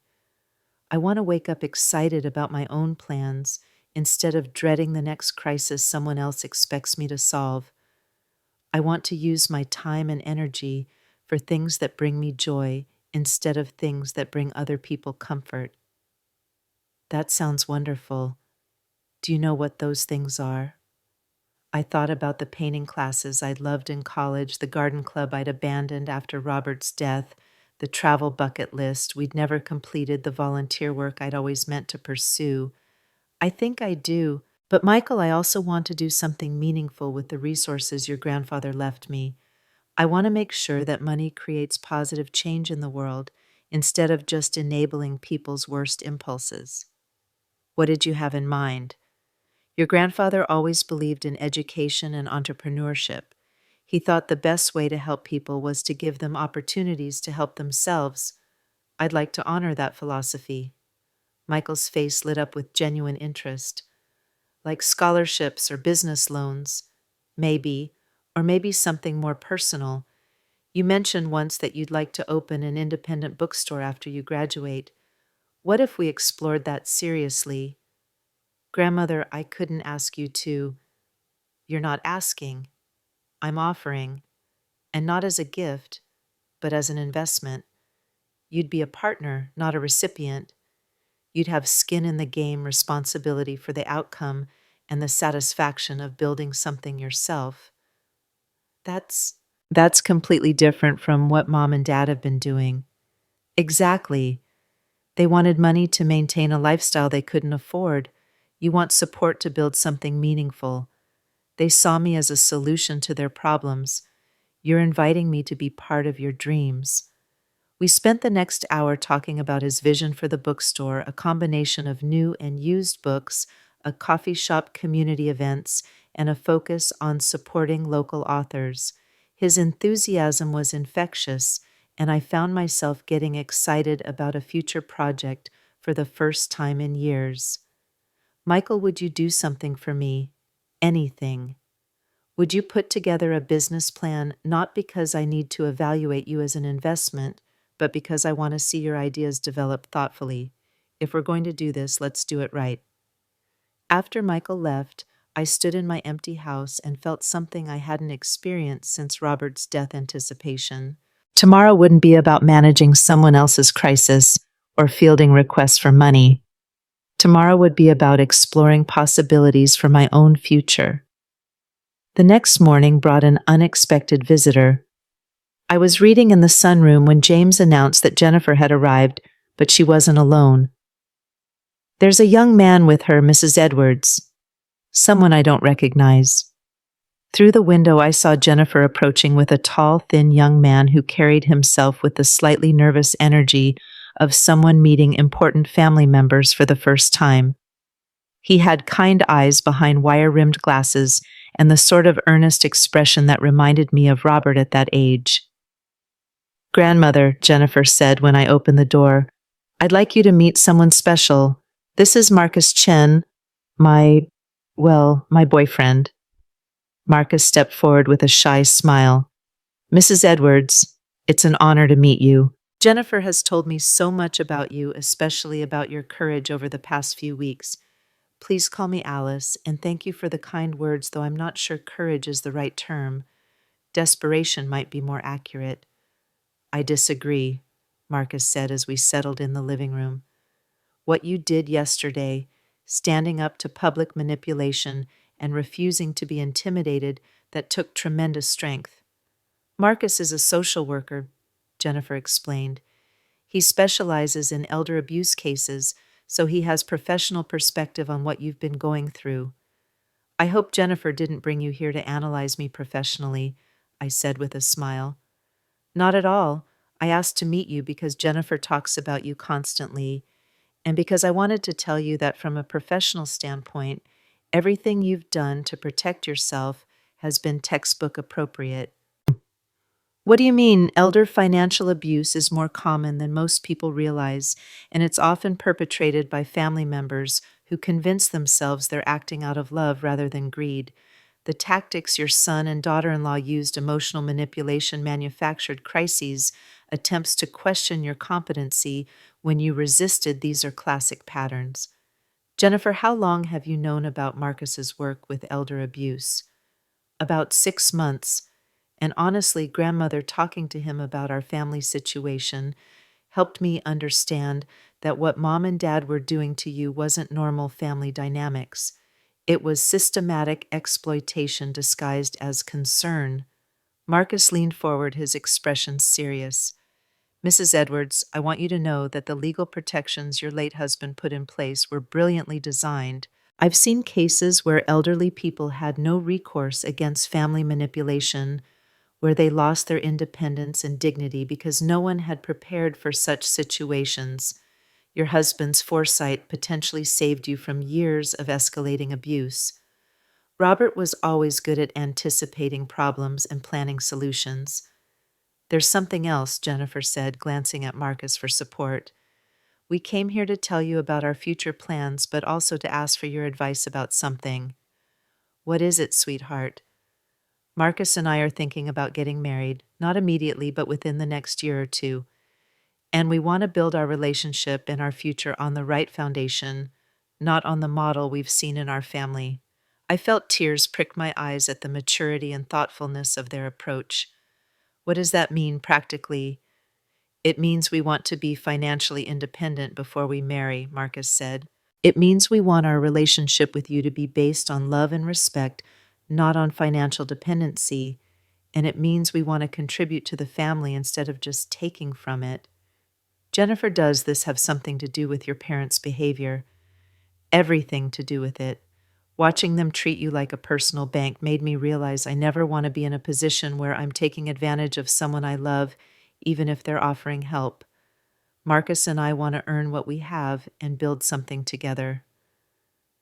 That's admirable, but sweetheart, accepting help from people who love you isn't the same as exploiting them.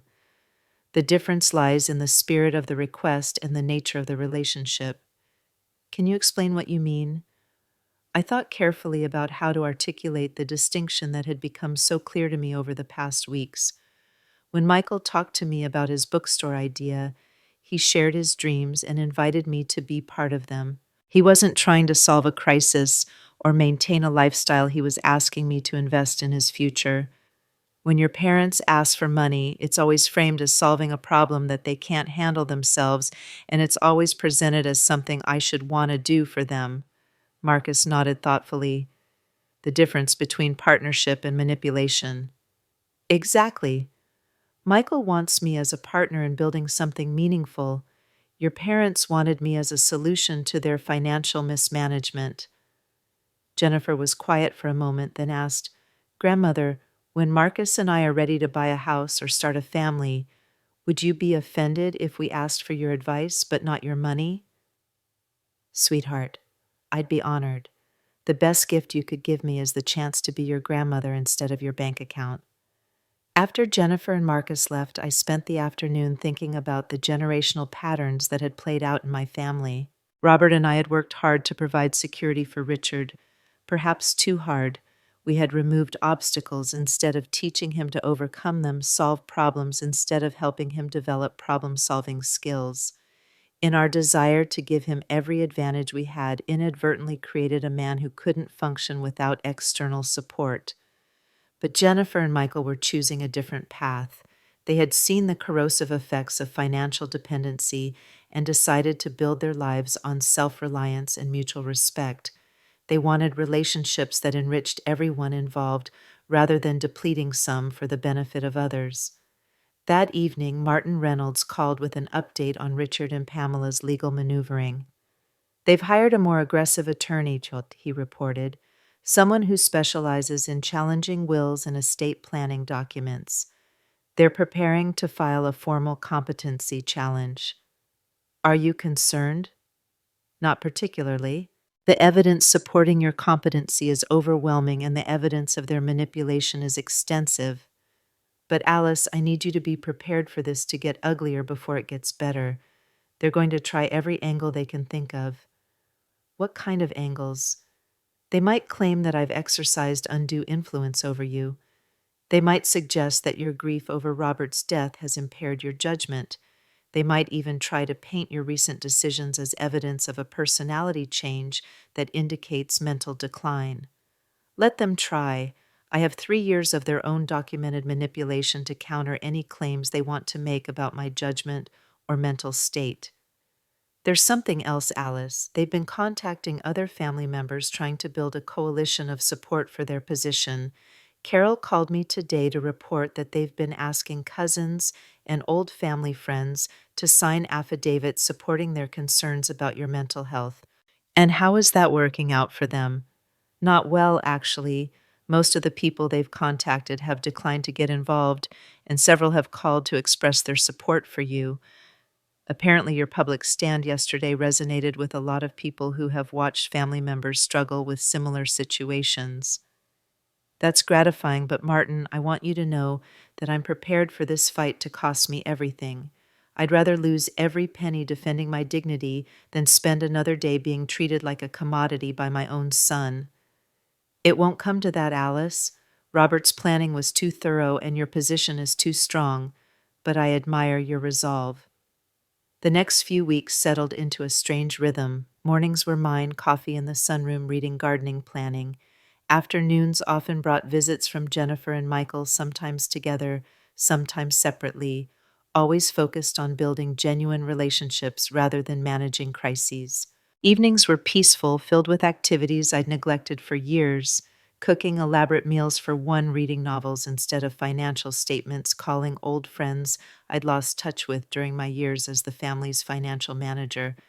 The legal battle continued in the background, but it felt more like distant thunder than an immediate storm. Martin handled the paperwork and court filings while I focused on rediscovering who I was when I wasn't defined by other people's needs. 3 weeks after the confrontation on my front lawn, I received a phone call that changed everything yet again. Mrs. Edwards. The voice was unfamiliar, young, and professional. This is Amanda Walsh from the Hartford Courant. I'm working on a follow-up story about your situation, and I was wondering if you'd be willing to do an interview. What kind of follow-up story?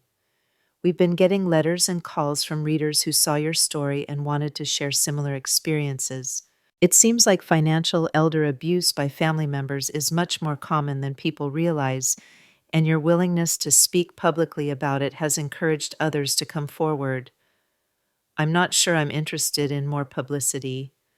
I understand your reluctance, but Mrs. Edwards, you've become something of an inspiration to elderly people who are dealing with similar manipulation. Would you at least consider meeting with me to discuss the possibility? Against my better judgment, I agreed to meet Amanda Walsh for coffee the following day. She turned out to be a thoughtful journalist in her 30s who had started investigating elder abuse after watching her own grandmother struggle with manipulative relatives. Mrs. Edwards, in the past 3 weeks, our newsroom has received over 200 calls and emails from people who say your story helped them recognize similar patterns in their own families, Amanda explained. We've heard from elderly people who are being financially exploited from adult children who are watching their parents be manipulated by siblings, and from grandchildren who are trying to protect grandparents from predatory relatives. That's both heartening and heartbreaking. What's particularly striking is how many people have mentioned that they thought they were alone, that their situation was somehow unique or shameful. Seeing you stand up publicly gave them permission to acknowledge what was happening to them. What are you proposing? I'd like to write a comprehensive piece about elder financial abuse, using your case as the central example, but including other stories as well. The goal would be to educate people about warning signs, legal protections, and resources for getting help. I thought about Robert's belief in education as the best form of assistance. If my experience could help other people recognize and address similar manipulation, perhaps some good could come from this painful situation. Amanda, I'll consider cooperating with your story on one condition. What's that? I want the focus to be on solutions and prevention, not just on the problem. I want people to walk away from your article knowing how to protect themselves and their loved ones. Absolutely. That's exactly what I had in mind. The interview process took several days during which Amanda spoke not only with me, but also with Martin Reynolds, Detective Morrison, Jennifer, Michael, and even Carol, who had become increasingly vocal in her criticism of Richard and Pamela's behavior. During one of our sessions, Amanda asked a question that stopped me cold. Mrs. Edwards, do you have any regrets about how this situation has unfolded? Do you ever wish you had handled things differently? I thought about the past month, about the confrontations and legal battles, about the family relationships that had been damaged perhaps beyond repair. I regret that it took me 3 years to recognize what was happening, I said finally. I regret that my grief and loneliness made me vulnerable to manipulation. I regret that Richard and Pamela were willing to sacrifice our family relationships for money, but I don't regret standing up for myself. I don't regret demanding to be treated with dignity, and I don't regret protecting the financial security that Robert worked his entire life to provide for me. What about your relationship with your son? Is there any path forward there? That depends entirely on Richard. If he's willing to acknowledge what he's done, make genuine amends, and commit to a relationship based on love rather than financial transactions, then yes, there might be a path forward, but I won't accept anything less than that. And if he's not willing, then I'll focus my love and attention on the family members who are willing to build healthy relationships with me. Jennifer and Michael have shown me that it's possible to love family members without exploiting them. They've proven that generational patterns can be broken when people choose integrity over entitlement. The article appeared on a Sunday morning 6 weeks after Jennifer's wedding, spread across the front page of the Hartford Courant Sunday edition with the headline, "The Price of Family, One Woman's Fight Against Financial Elder Abuse." Amanda had done beautiful work weaving my story together with expert commentary, legal analysis, and accounts from other families dealing with similar situations. The response was overwhelming. My phone rang constantly with calls from reporters, social workers, attorneys, and ordinary people who wanted to share their own stories. The state attorney general's office reached out to discuss using my case as part of a broader initiative on elder abuse prevention. A local university asked if I would consider speaking to their social work students about recognizing and addressing family financial manipulation. But the most meaningful response came from an unexpected source. On Tuesday morning, exactly 1 week after the article was published, Michael called with excitement evident in his voice. "Grandmother, you need to see today's mail. There's something here that's going to change everything." He arrived an hour later with a thick envelope that had been delivered to his apartment, but addressed to both of us. Inside was a business proposal from a group of investors who had read the Hartford Courant article and been inspired by our discussion of Michael's bookstore plans. "Mrs. Edwards and Mr. Edwards," the letter began, "we represent a consortium of local business owners who believe in supporting entrepreneurship and family partnerships that are based on mutual respect rather than financial dependency. We would like to propose a 3-way partnership for developing the independent bookstore concept that was mentioned in the recent article about your family situation." The proposal was thoughtfully developed and professionally presented. The investors would provide startup capital and business expertise. Michael would contribute his literary knowledge and passion for books, and I would serve as a senior advisor with a minority ownership stake. The bookstore would focus on community engagement, local authors, and creating a space for intellectual and cultural exchange. "Grandmother, this is incredible. They're offering everything we talked about: partnership instead of charity, mutual investment instead of one-way support." "It sounds wonderful, Michael, but are you sure this is what you want? Are you ready to take on this level of responsibility?" "I've never been more ready for anything in my life. And grandmother, having you as a partner, learning from your experience with business and finance, that's worth more than any amount of money you could have just given me." That afternoon, we drove to downtown Hartford to meet with the investment group and tour the space they had identified for the bookstore. It was a beautiful old building with hardwood floors, exposed brick walls, and large windows that flooded the interior with natural light.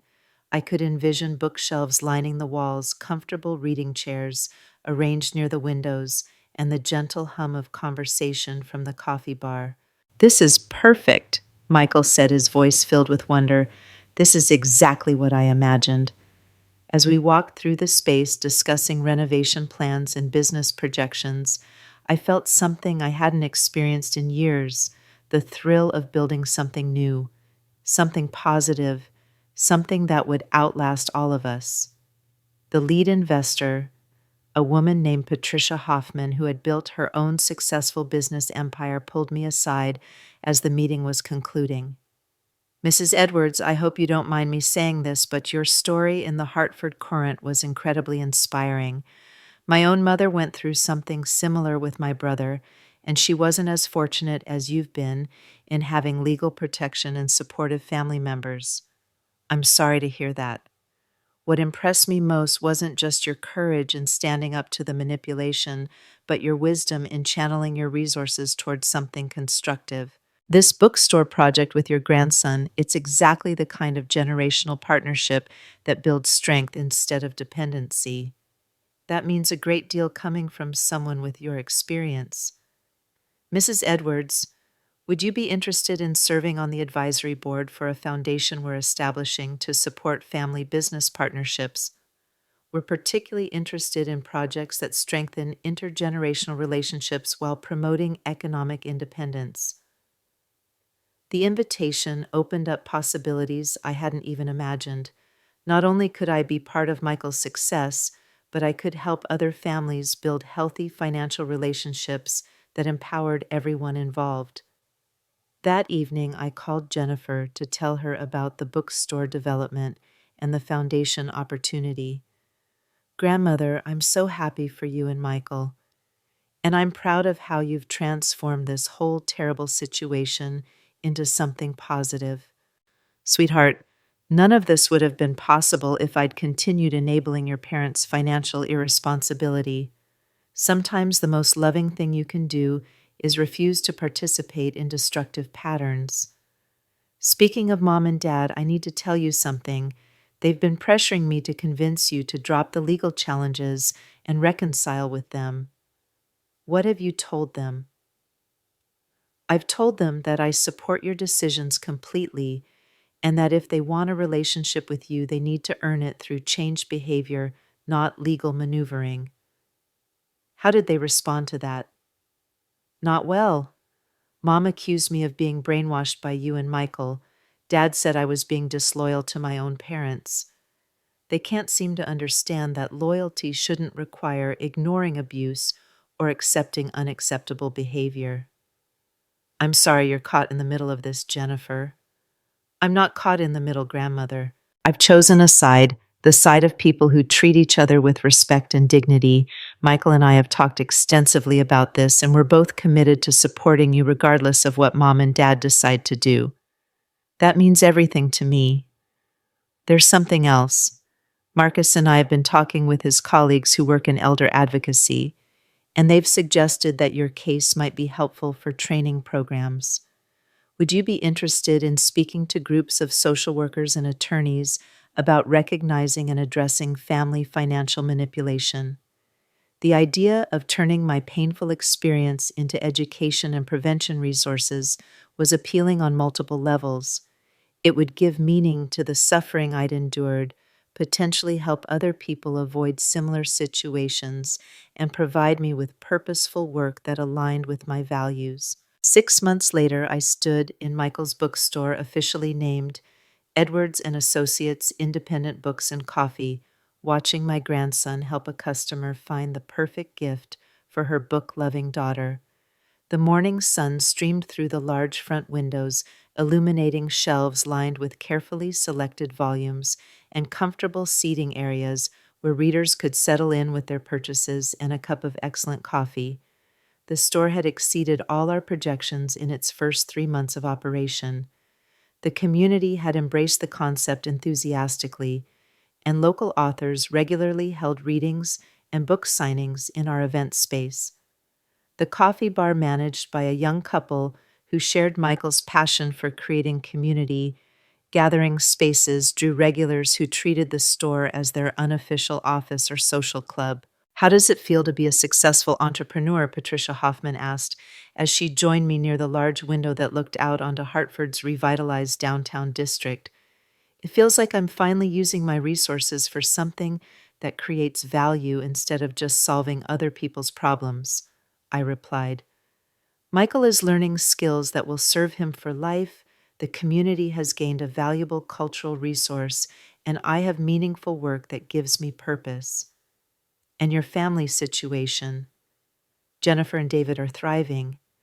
They bought their first home last month with a mortgage they qualified for based on their own income and savings.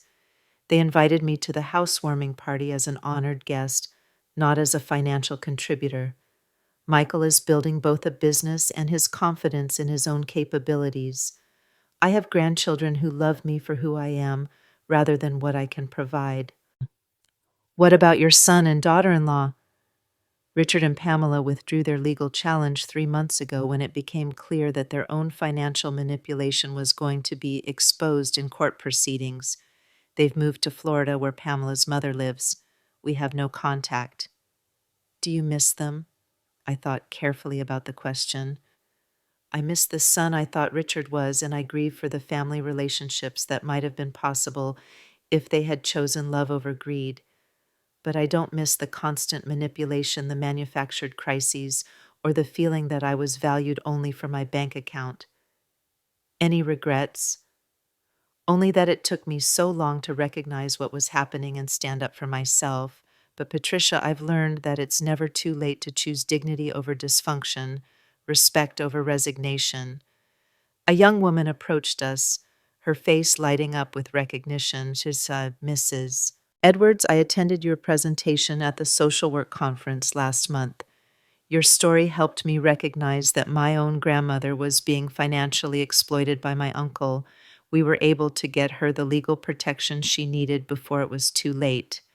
These encounters happened regularly now. People who had heard me speak at conferences, read interviews about my experience, or learned about family financial manipulation through the foundation work I'd become involved in. Each conversation reminded me that my painful experience had been transformed into something positive and protective for others. As the afternoon wore on, I found myself in the store's comfortable reading area, surrounded by the gentle sounds of pages turning, coffee brewing, and quiet conversations. Jennifer and Marcus had stopped by during their lunch break, and Michael was showing them the new children's section he'd added in response to customer requests. Grandmother, Jennifer said, settling into the chair next to mine, I have some news I wanted to share with you. Good news, I hope. The best. Marcus and I are engaged. We wanted to tell you first before we announce it to anyone else. I felt tears of joy spring to my eyes as I embraced my granddaughter and her fiancé. When did this happen, Ma? Last night, Marcus said with a grin. I asked Jennifer's father for permission first, but when he started talking about wedding budgets and financial planning, I realized I was asking the wrong person. We want your blessing, not your checkbook. You have both my blessing and my joy, I said. When are you thinking of having the wedding? Next fall, Jennifer replied. We want to save up for it ourselves, plan something meaningful rather than expensive, and invite only people who are genuinely happy for us, rather than people who expect to be entertained at someone else's expense. That sounds perfect. We were hoping you'd be willing to officiate the ceremony, Marcus said. You can get ordained online, and we can't think of anyone we'd rather have marry us than the woman who taught us that real love is about mutual respect and shared values. The request took my breath away. To be entrusted with solemnizing their union felt like the ultimate validation of the choices I'd made, the stands I'd taken, and the relationships I'd fought to preserve. I would be honored, I said simply. As the sun set over Hartford that evening, casting long shadows through the bookstore's windows, I reflected on the journey that had brought me to this moment. A year ago, I had been Alice Edwards, the walking ATM defined entirely by my utility to other people's financial needs. Today I was Alice Edwards, the entrepreneur, the advocate, the grandmother who had taught her family that love and respect were non-negotiable requirements for meaningful relationships. The transformation hadn't been easy. It had required courage. I didn't know I possessed legal battles that tested my resolve, and the painful recognition that some family members were willing to sacrifice love for money. But it had also revealed strengths I'd forgotten I had, brought me closer to the grandchildren who truly mattered, and opened doors to purposeful work that gave my life meaning beyond my relationships. Michael approached as I was gathering my things to leave, his face glowing with the satisfaction of a day well spent building something worthwhile. "Grandmother, thank you," he said simply. "For what, sweetheart?" "For showing me that it's possible to be generous without being exploited, supportive without being taken advantage of, and loving without losing yourself in the process. This bookstore exists because you refused to settle for relationships that diminished you instead of celebrating you." As I drove home through the quiet Connecticut evening, past the houses where families were sharing dinners and stories and genuine affection, I felt something I hadn't experienced in years: complete contentment with my own life. I had learned the difference between being needed and being used, between generosity and enabling, between love and manipulation. The name tag that had started this entire journey, "the old lady who's paying for everything," had been meant as a cruel joke designed to put me in my place. Instead, it had become the catalyst for me to reclaim my place as a woman worthy of respect, dignity, and genuine love. Robert's prediction in his final letter had proven prophetic. I had rediscovered the woman he fell in love with 50 years ago, strong, independent, and nobody's fool. But more than that, I had discovered that it was never too late to choose yourself, to demand better, and to transform pain into purpose. The war that began with humiliation had ended with victory, not over my family, but over the patterns of dysfunction that had threatened to define my final years. I had chosen dignity over desperation, respect over resignation, and genuine love over financial transactions. And for the first time since Robert's death, I was truly, completely free.